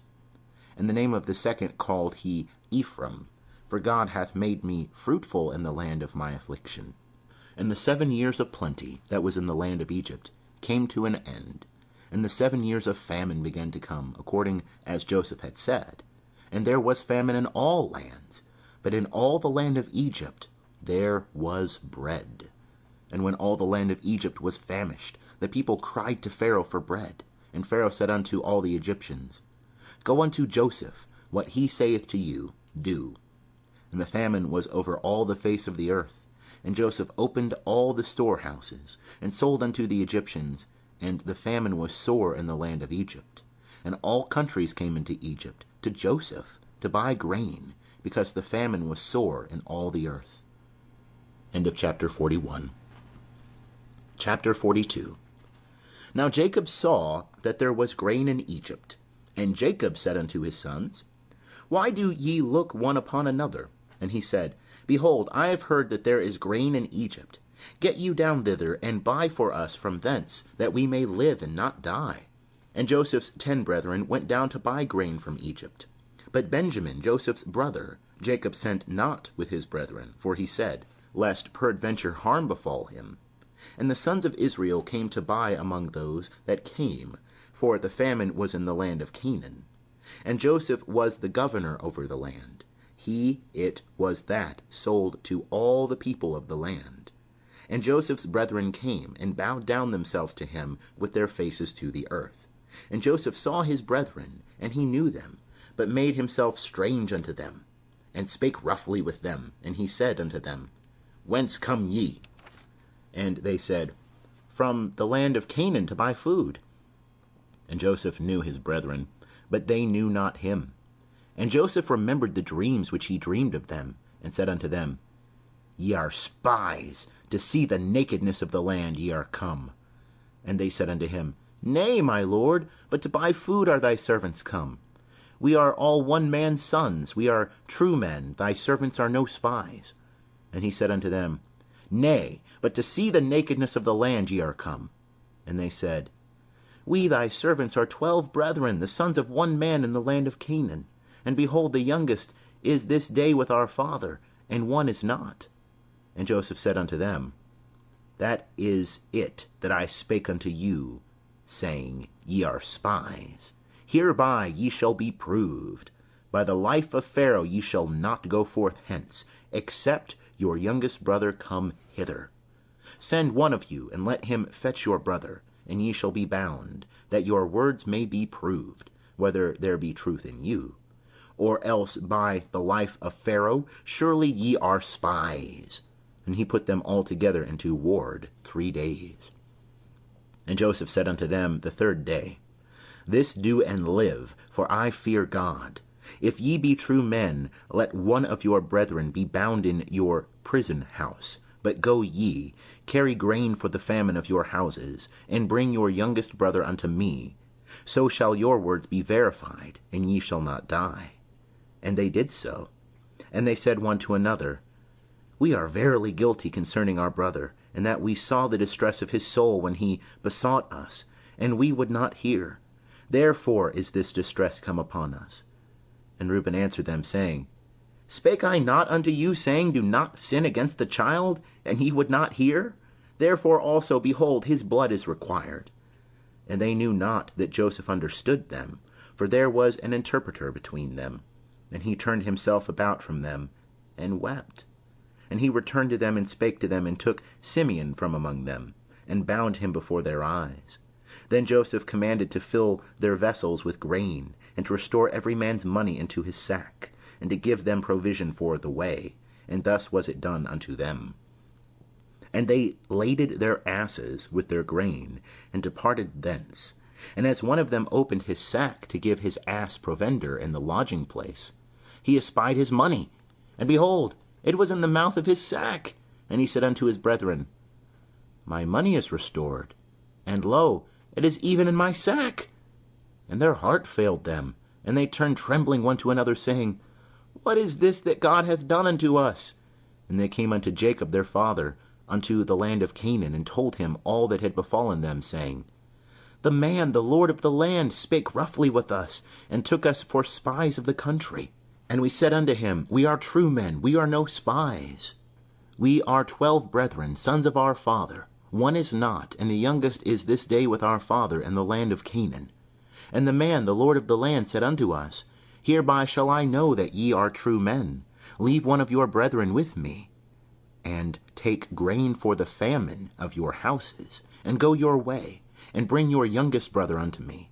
Then shall I know that ye are no spies, but that ye are true men. So will I deliver you, your brother, and ye shall traffic in the land. And it came to pass, as they emptied their sacks, that, behold, every man's bundle of money was in his sack. And when they and their father saw their bundles of money, they were afraid. And Jacob their father said unto them, Me have ye bereaved of my children. Joseph is not, and Simeon is not, and ye will take Benjamin away. All these things are against me. And Reuben spake unto his father, saying, Slay my 2 sons, if I bring him not to thee. Deliver him into my hand, and I will bring him to thee again. And he said, My son shall not go down with you, for his brother is dead, and he only is left. If harm befall him by the way in which ye go, then will ye bring down my gray hairs with sorrow to Sheol. End of chapter 42. Chapter 43. And the famine was sore in the land. And it came to pass, when they had eaten up the grain which they had brought out of Egypt, their father said unto them, Go again, buy us a little food. And Judah spake unto him, saying, The man did solemnly protest unto us, saying, Ye shall not see my face, except your brother be with you. If thou wilt send our brother with us, we will go down and buy thee food. But if thou wilt not send him, we will not go down. For the man said unto us, Ye shall not see my face, except your brother be with you. And Israel said, Wherefore dealt ye so ill with me, as to tell the man whether ye had yet a brother? And they said, The man asked straightly concerning ourselves, and concerning our kindred, saying, Is your father yet alive? Have ye another brother? And we told him according to the tenor of these words. Could we in any wise know that he would say, Bring your brother down? And Judah said unto Israel his father, Send the lad with me, and we will arise and go, that we may live and not die, both we and thou, and also our little ones. I will be surety for him. Of my hand shalt thou require him. If I bring him not unto thee, and set him before thee, then let me bear the blame forever. For except we had lingered, surely we had now returned a second time. And their father Israel said unto them, If it be so now, do this. Take of the choice fruits of the land in your vessels, and carry down the man a present, a little balm and a little honey, spicery and myrrh, nuts and almonds, and take double money in your hand. And the money that was returned in the mouth of your sacks carry again in your hand. Peradventure it was an oversight. Take also your brother, and arise, go again unto the man. And God Almighty give you mercy before the man, that he may release unto you your other brother, and Benjamin. And if I be bereaved of my children, I am bereaved. And the men took that present, and they took double money in their hand, and Benjamin, and rose up and went down to Egypt, and stood before Joseph.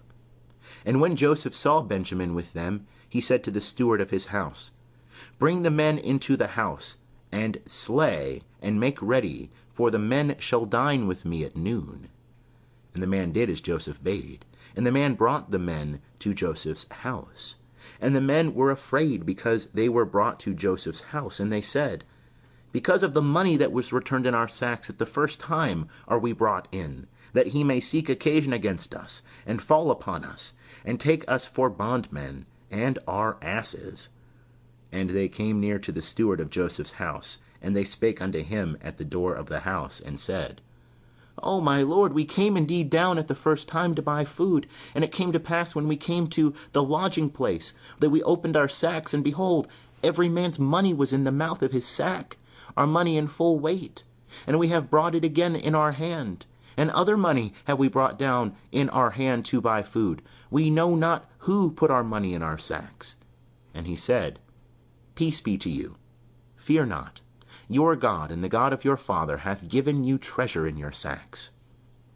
I had your money. And he brought Simeon out unto them. And the man brought the men into Joseph's house, and gave them water, and they washed their feet, and he gave their asses provender. And they made ready the present against Joseph's coming at noon, for they heard that they should eat bread there. And when Joseph came home, they brought him the present which was in their hand into the house, and bowed down themselves to him to the earth. And he asked them of their welfare, and said, Is your father well, the old man of whom ye spake? Is he yet alive? And they said, Thy servant our father is well, he is yet alive. And they bowed the head, and made obeisance. And he lifted up his eyes, and saw Benjamin his brother, his mother's son, and said, Is this your youngest brother, of whom ye spake unto me? And he said, God be gracious unto thee, my son. And Joseph made haste, for his heart yearned over his brother. And he sought where to weep, and he entered into his chamber, and wept there. And he washed his face, and came out, and he refrained himself, and said, Set on bread. And they set on for him by himself, and for them by themselves, and for the Egyptians that did eat with him by themselves, because the Egyptians might not eat bread with the Hebrews, for that is an abomination unto the Egyptians. And they sat before him, the firstborn according to his birthright, and the youngest according to his youth. And the men marveled one with another. And he took and sent messes unto them from before him. But Benjamin's mess was 5 times so much as any of theirs. And they drank, and were merry with him. Chapter 44. And he commanded the steward of his house, saying, Fill the men's sacks with food, as much as they can carry, and put every man's money in his sack's mouth. And put my cup, the silver cup, in the sack's mouth of the youngest, and his grain money. And he did according to the word that Joseph had spoken. As soon as the morning was light, the men were sent away, they and their asses.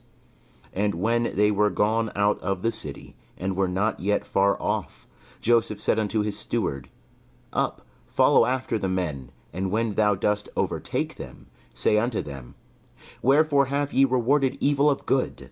Is not this that in which my Lord drinketh, and whereby he indeed divineth? Ye have done evil in so doing. And he overtook them, and he spake unto them these words. And they said unto him, Wherefore speaketh my Lord such words as these? Far be it from thy servants that they should do such a thing. Behold, the money which we found in our sacks' mouths we brought again unto thee out of the land of Canaan. How then should we steal out of thy Lord's house silver or gold? With whomsoever of thy servants it be found, let him die, and we also will be my Lord's bondmen. And he said, Now also let it be according unto your words. He with whom it is found shall be my bondman, and ye shall be blameless. Then they hasted, and took down every man his sack to the ground, and opened every man his sack. And he searched, and began at the eldest, and left off at the youngest. And the cup was found in Benjamin's sack. Then they rent their clothes, and laded every man his ass, and returned to the city. And Judah and his brethren came to Joseph's house, and he was yet there. And they fell before him on the ground. And Joseph said unto them, What deed is this that ye have done? Know ye not that such a man as I can indeed divine? And Judah said, What shall we say unto my lord? What shall we speak? Or how shall we clear ourselves? God hath found out the iniquity of thy servants. Behold, we are my lord's bondmen, both we and he also, in whose hand the cup is found. And he said, Far be it from me that I should do so. The man in whose hand the cup is found, he shall be my bondman. But as for you, get you up in peace unto your father. Then Judah came near unto him and said, O my lord, let thy servant, I pray thee, speak a word in my lord's ears, and let not thine anger burn against thy servant, for thou art even as Pharaoh. My lord asked his servant, saying, Have ye a father or a brother?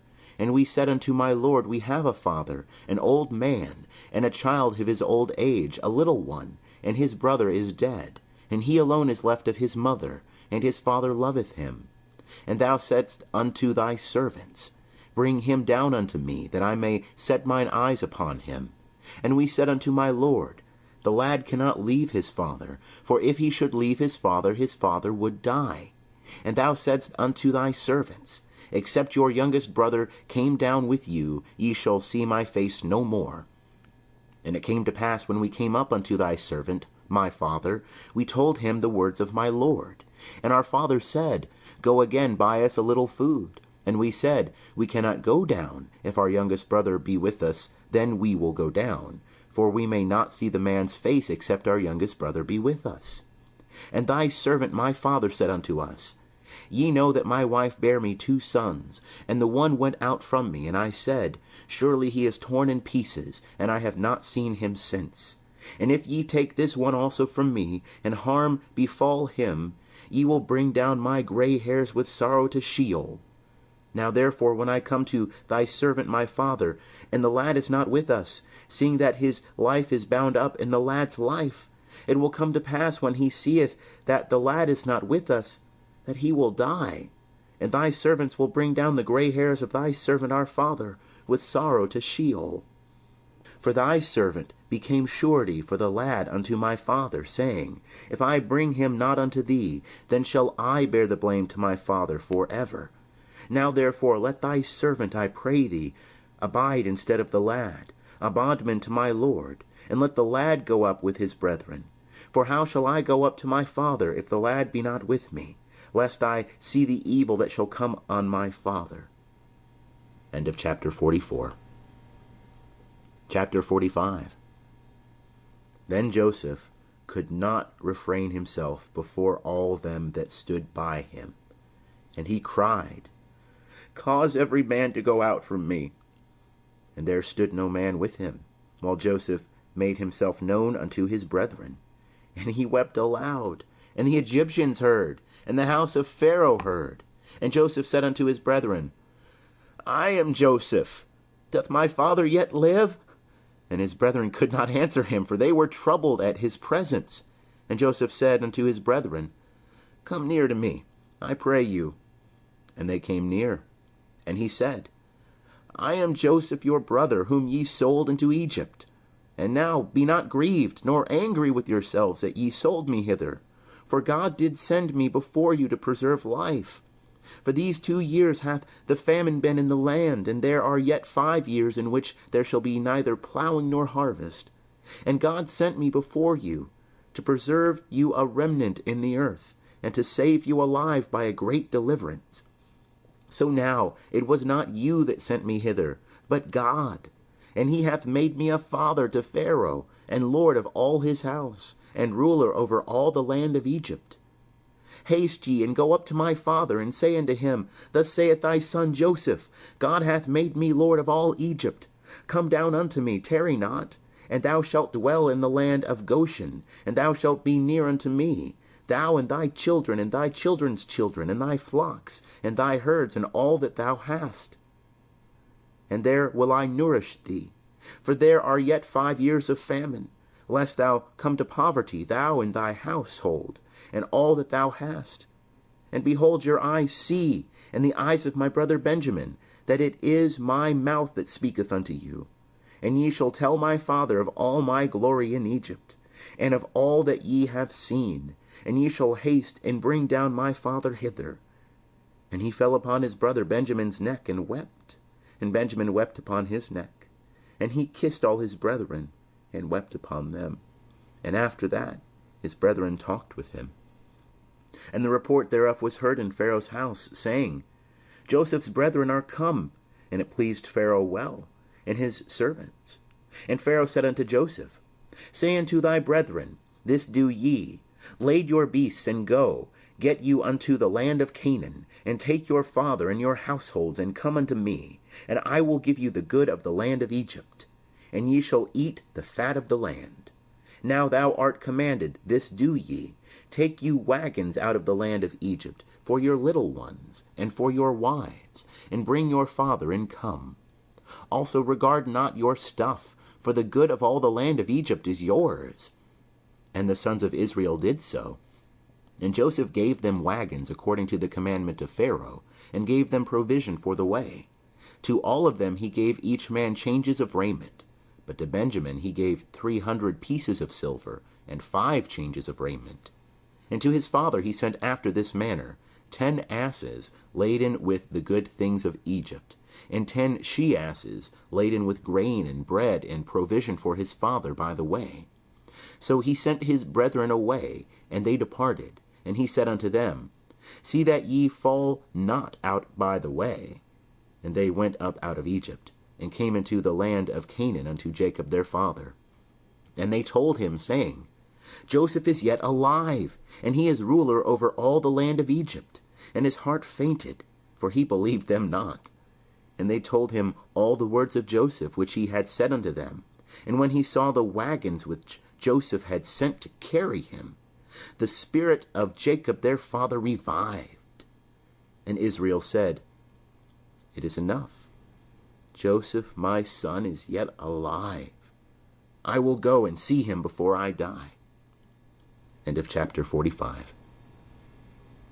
Chapter 46. And Israel took his journey with all that he had, and came to Beersheba, and offered sacrifices unto the God of his father Isaac. And God spake unto Israel in the visions of the night, and said, Jacob, Jacob. And he said, Here am I. And he said, I am God, the God of thy father. Fear not to go down into Egypt, for I will there make of thee a great nation. I will go down with thee into Egypt, and I will also surely bring thee up again. And Joseph shall put his hand upon thine eyes. And Jacob rose up from Beersheba, and the sons of Israel carried Jacob their father, and their little ones, and their wives, in the wagons which Pharaoh had sent to carry him. And they took their cattle and their goods which they had gotten in the land of Canaan, and came into Egypt, Jacob and all his seed with him, his sons and his sons' sons with him, his daughters and his sons' daughters, and all his seed brought he with him into Egypt. And these are the names of the children of Israel, who came into Egypt, Jacob and his sons, Reuben, Jacob's firstborn, and the sons of Reuben, Hanok, and Palu, and Hezron, and Carmi, and the sons of Simeon, Jemuel, and Jamin, and Ohad, and Jachin, and Zohar, and Shaul the son of a Canaanitish woman, and the sons of Levi, Gershon, Kohath, and Merari, and the sons of Judah, and Onan, and Shelah, and Perez, and Zerah, but and Onan died in the land of Canaan. And the sons of Perez were Hezron and Hamul. And the sons of Issachar, Tola, and Puvah, and Job, and Shimron. And the sons of Zebulun, Sered, and Elon, and Jaleel. These are the sons of Leah, whom she bare unto Jacob in Paddan Aram, with his daughter Dinah. All the souls of his sons and his daughters were 33. And the sons of Gad, Ziphion, and Haggi, Shuni, and Esben, Eri, and Arodi, and Areli. And the sons of Asher, Imnah, and Ishva, and Ishvi, and Beriah, and Sari their sister. And the sons of Beriah, Heber, and Malchiel. These are the sons of Zilpah, whom Laban gave to Leah his daughter. And these she bare unto Jacob, even 16 souls. The sons of Rachel, Jacob's wife, Joseph and Benjamin. And unto Joseph in the land of Egypt were born Manasseh and Ephraim, whom Asenath, the daughter of Potipharah, priest of On, bare unto him. And the sons of Benjamin, Bela, and Becher, and Ashbel, Gera, and Naaman, Ehi, and Rosh, Muppim, and Huppim, and Ard. These are the sons of Rachel, who were born to Jacob. All the souls were 14. And the sons of Dan, Hushim.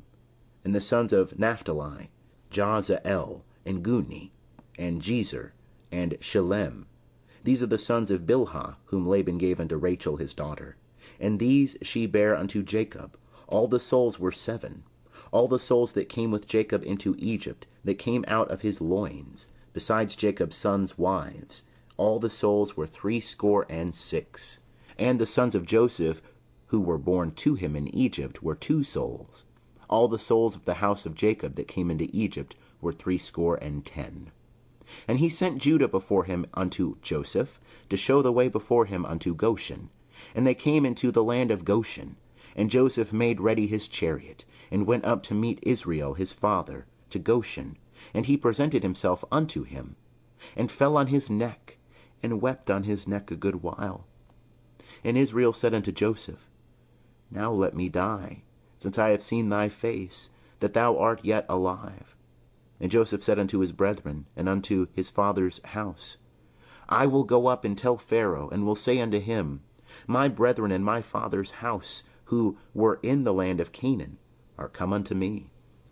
And the men are shepherds, for they have been keepers of cattle, and they have brought their flocks, and their herds, and all that they have. And it shall come to pass, when Pharaoh shall call you, and shall say, What is your occupation? That ye shall say, Thy servants have been keepers of cattle from our youth, even until now, both we and our fathers, that ye may dwell in the land of Goshen. For every shepherd is an abomination unto the Egyptians. End of chapter 46. Chapter 47. Then Joseph went in and told Pharaoh, and said, My father and my brethren, and their flocks and their herds, and all that they have, are come out of the land of Canaan. And behold, they are in the land of Goshen. And from among his brethren he took 5 men, and presented them unto Pharaoh. And Pharaoh said unto his brethren, What is your occupation? And they said unto Pharaoh, Thy servants are shepherds, both we and our fathers. And they said unto Pharaoh, To sojourn in the land are we come, for there is no pasture for thy servants' flocks, for the famine is sore in the land of Canaan. Now therefore, we pray thee, let thy servants dwell in the land of Goshen. And Pharaoh spake unto Joseph, saying, Thy father and thy brethren are come unto thee, the land of Egypt is before thee. And the best of the land make thy father and thy brethren to dwell. In the land of Goshen let them dwell. And if thou knowest any able men among them, then make them rulers over my cattle. And Joseph brought in Jacob his father, and set him before Pharaoh. And Jacob blessed Pharaoh. And Pharaoh said unto Jacob, How many are the days of the years of thy life? And Jacob said unto Pharaoh, The days of the years of my pilgrimage are 130 years. Few and evil have been the days of the years of my life, and they have not attained unto the days of the years of the life of my fathers, and the days of their pilgrimage. And Jacob blessed Pharaoh, and went out from the presence of Pharaoh. And Joseph placed his father and his brethren, and gave them a possession in the land of Egypt, and the best of the land, in the land of Ramesses, as Pharaoh had commanded. And Joseph nourished his father and his brethren, and all his father's household, with bread, according to their families. And there was no bread in all the land, for the famine was very sore, so that the land of Egypt and the land of Canaan fainted by reason of the famine. And Joseph gathered up all the money that was found in the land of Egypt and in the land of Canaan, for the grain which they bought. And Joseph brought the money into Pharaoh's house.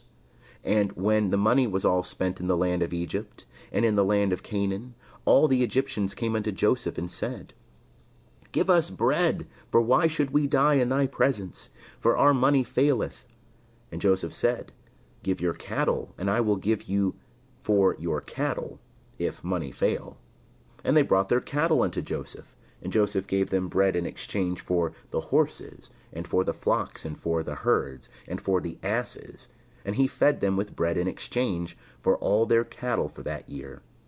And when that year was ended, they came unto him the second year, and said unto him, We will not hide from my lord how that our money is all spent, and the herds of cattle are my lord's. There is naught left in the sight of my lord but our bodies and our lands. Wherefore should we die before thine eyes, both we and our land?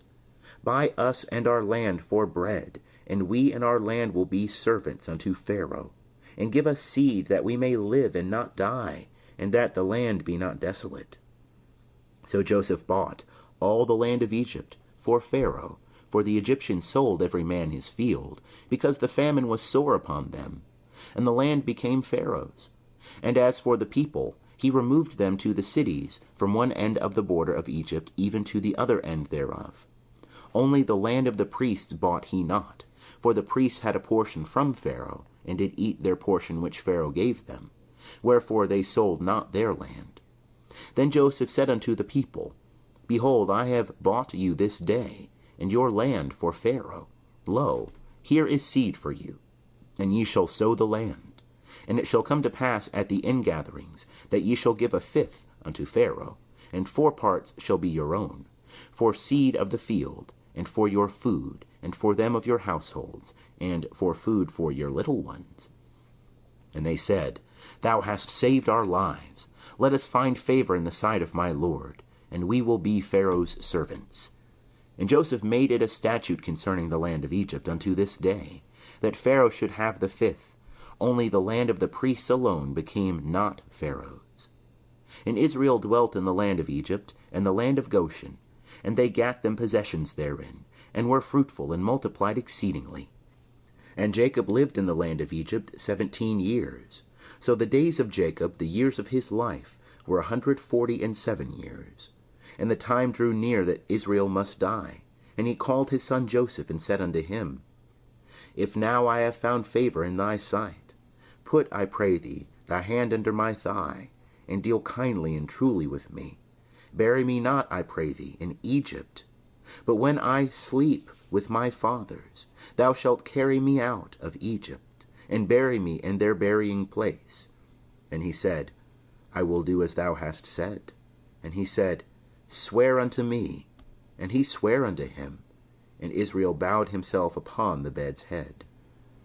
End of chapter 47. Chapter 48. And it came to pass after these things, that one said to Joseph, Behold, thy father is sick. And he took with him his 2 sons, Manasseh and Ephraim. And one told Jacob, and said, Behold, thy son Joseph cometh unto thee. And Israel strengthened himself, and sat upon the bed. And Jacob said unto Joseph, God Almighty appeared unto me at Luz in the land of Canaan, and blessed me, and said unto me, Behold, I will make thee fruitful, and multiply thee, and I will make of thee a company of peoples, and will give this land to thy seed after thee for an everlasting possession. And now thy 2 sons, who were born unto thee in the land of Egypt, before I came unto thee into Egypt, are mine, Ephraim and Manasseh, even as Reuben and Simeon shall be mine. And thy issue, that thou begettest after them, shall be thine. They shall be called after the name of their brethren in their inheritance. And as for me, when I came from Paddan, Rachel died by me in the land of Canaan in the way, when there was still some distance to come unto Ephrath. And I buried her there in the way to Ephrath, the same as Bethlehem. And Israel beheld Joseph's sons, and said, Who are these? And Joseph said unto his father, They are my sons, whom God hath given me here. And he said, Bring them, I pray thee, unto me, and I will bless them. Now the eyes of Israel were dim for age, so that he could not see. And he brought them near unto him, and he kissed them, and embraced them. And Israel said unto Joseph, I had not thought to see thy face, and lo, God hath let me see thy seed also. And Joseph brought them out from between his knees, and he bowed himself with his face to the earth. And Joseph took them both, Ephraim in his right hand toward Israel's left hand, and Manasseh in his left hand toward Israel's right hand, and brought them near unto him. And Israel stretched out his right hand, and laid it upon Ephraim's head, who was the younger, and his left hand upon Manasseh's head, guiding his hands wittingly, for Manasseh was the firstborn. And he blessed Joseph and said, The God before whom my fathers Abraham and Isaac did walk, the God who hath fed me all my life long unto this day, the angel who hath redeemed me from all evil, bless the lads, and let my name be named on them, and the name of my fathers Abraham and Isaac, and let them grow into a multitude in the midst of the earth. And when Joseph saw that his father laid his right hand upon the head of Ephraim, it displeased him, and he held up his father's hand to remove it from Ephraim's head unto Manasseh's head. And Joseph said unto his father, Not so, my father, for this is the firstborn. Put thy right hand upon his head. And his father refused, and said, I know it, my son, I know it. He also shall become a people, and he also shall be great. Howbeit his younger brother shall be greater than he, and his seed shall become a multitude of nations. And he blessed them that day, saying, In thee will Israel bless, saying, God make thee as Ephraim and as Manasseh. And he set Ephraim before Manasseh. And Israel said unto Joseph, Behold, I die, but God will be with you, and bring you again unto the land of your fathers. Moreover, I have given to thee one portion above thy brethren, which I took out of the hand of the Amorite with my sword and with my bow. End of chapter 48. Chapter 49. And Jacob called unto his sons, and said, Gather yourselves together, that I may tell you that which shall befall you in the latter days. Assemble yourselves, and hear, ye sons of Jacob, and hearken unto Israel your father. Reuben, thou art my firstborn, my might, and the beginning of my strength, the preeminence of dignity, and the preeminence of power. Boiling over as water, thou shalt not have the preeminence, because thou wentest up to thy father's bed, then defilest thou it. He went up to my couch. Simeon and Levi are brethren. Weapons of violence are their swords. O my soul, come not thou into their council. Unto their assembly, my glory be not thou united. For in their anger they slew a man, and in their self-will they hawked an ox. Cursed be their anger, for it was fierce, and their wrath, for it was cruel. I will divide them in Jacob, and scatter them in Israel. Judah, thee shall thy brethren praise. Thy hand shall be on the neck of thine enemies. Thy father's sons shall bow down before thee.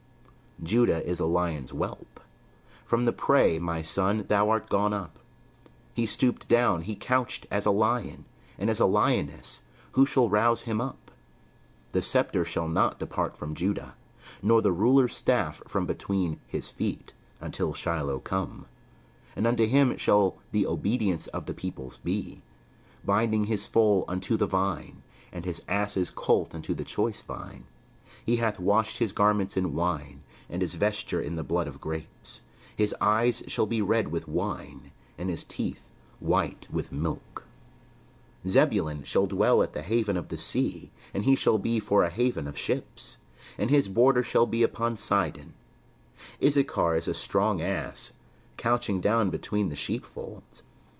And he saw a resting place, that it was good, and the land that it was pleasant, and he bowed his shoulder to bear, and became a servant under taskwork. Dan shall judge his people, as one of the tribes of Israel. Dan shall be a serpent in the way, an adder in the path, that biteth the horse's heels, so that his rider falleth backward. I have waited for thy salvation, O Jehovah. Gad, a troop, shall press upon him, but he shall press upon their heel. Out of Asher his bread shall be fat, and he shall yield royal dainties. Naphtali is a hind let loose, he giveth goodly words. Joseph is a fruitful bough by a fountain. His branches run over the wall. The archers have sorely grieved him, and shot at him, and persecuted him. But his bow abode in strength, and the arms of his hands were made strong. By the hands of the mighty one of Jacob, from thence is the shepherd the stone of Israel. Even by the God of thy father, who shall help thee, and by the Almighty, who shall bless thee. with blessings of heaven above, blessings of the deep that coucheth beneath, blessings of the breasts and of the womb. The blessings of thy father have prevailed above the blessings of my progenitors, unto the utmost bound of the everlasting hills. They shall be on the head of Joseph, and on the crown of the head of him that was separate from his brethren. Benjamin is a wolf that raveneth. In the morning he shall devour the prey, and at even he shall divide the spoil. All these are the 12 tribes of Israel, and this is it that their father spake unto them, and blessed them. Every one according to his blessing he blessed them. And he charged them, and said unto them, I am to be gathered unto my peoples. Bury me with my fathers in the cave that is in the field of Ephron the Hittite, in the cave that is in the field of Machpelah, which is before Mamre, in the land of Canaan, which Abraham bought with the field from Ephron the Hittite, for a possession of a burying place. There they buried Abraham and Sarah his wife. There they buried Isaac and Rebekah his wife. And there I buried Leah. The field and the cave that is therein, which was purchased from the children of Heth. And when Jacob made an end of charging his sons, he gathered up his feet into the bed, and yielded up the ghost, and was gathered unto his people. End of chapter 49. Chapter 50. And Joseph fell upon his father's face, and wept upon him, and kissed him. And Joseph commanded his servants, the physicians, to embalm his father. And the physicians embalmed Israel. And 40 days were fulfilled for him, for so are fulfilled the days of embalming. And the Egyptians wept for him 60 days. And when the days of weeping for him were past, Joseph spake unto the house of Pharaoh, saying, If now I have found favor in your eyes, speak, I pray you, in the ears of Pharaoh, saying, My father made me swear, saying, Lo, I die. In my grave which I have digged for me in the land of Canaan, there shalt thou bury me. Now therefore let me go up, I pray thee, and bury my father, and I will come again. And Pharaoh said, Go up and bury thy father, according as he made thee swear. And Joseph went up to bury his father, and with him went up all the servants of Pharaoh, the elders of his house, and all the elders of the land of Egypt, and all the house of Joseph and his brethren, and his father's house. Only their little ones, and their flocks, and their herds they left in the land of Goshen. And there went up with him both chariots and horsemen, and it was a very great company.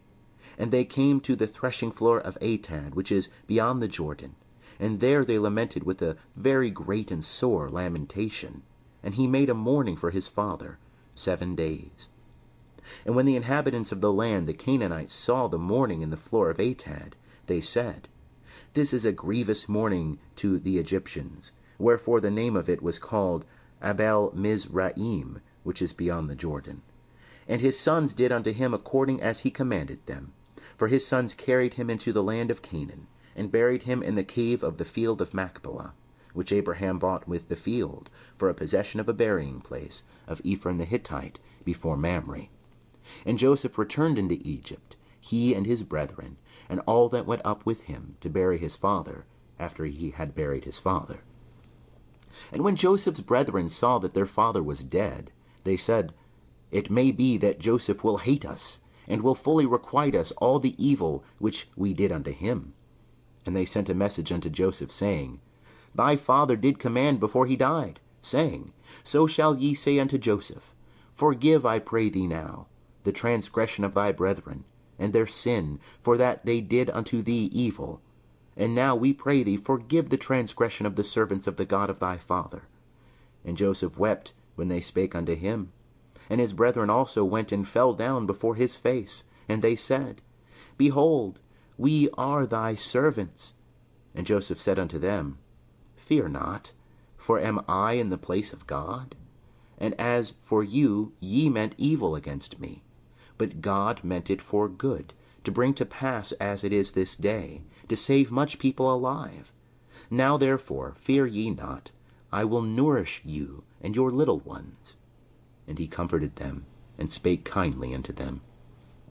And Joseph dwelt in Egypt, he and his father's house, and Joseph lived 110 years. And Joseph saw Ephraim's children of the third generation. The children also of Machir, the son of Manasseh, were born upon Joseph's knees.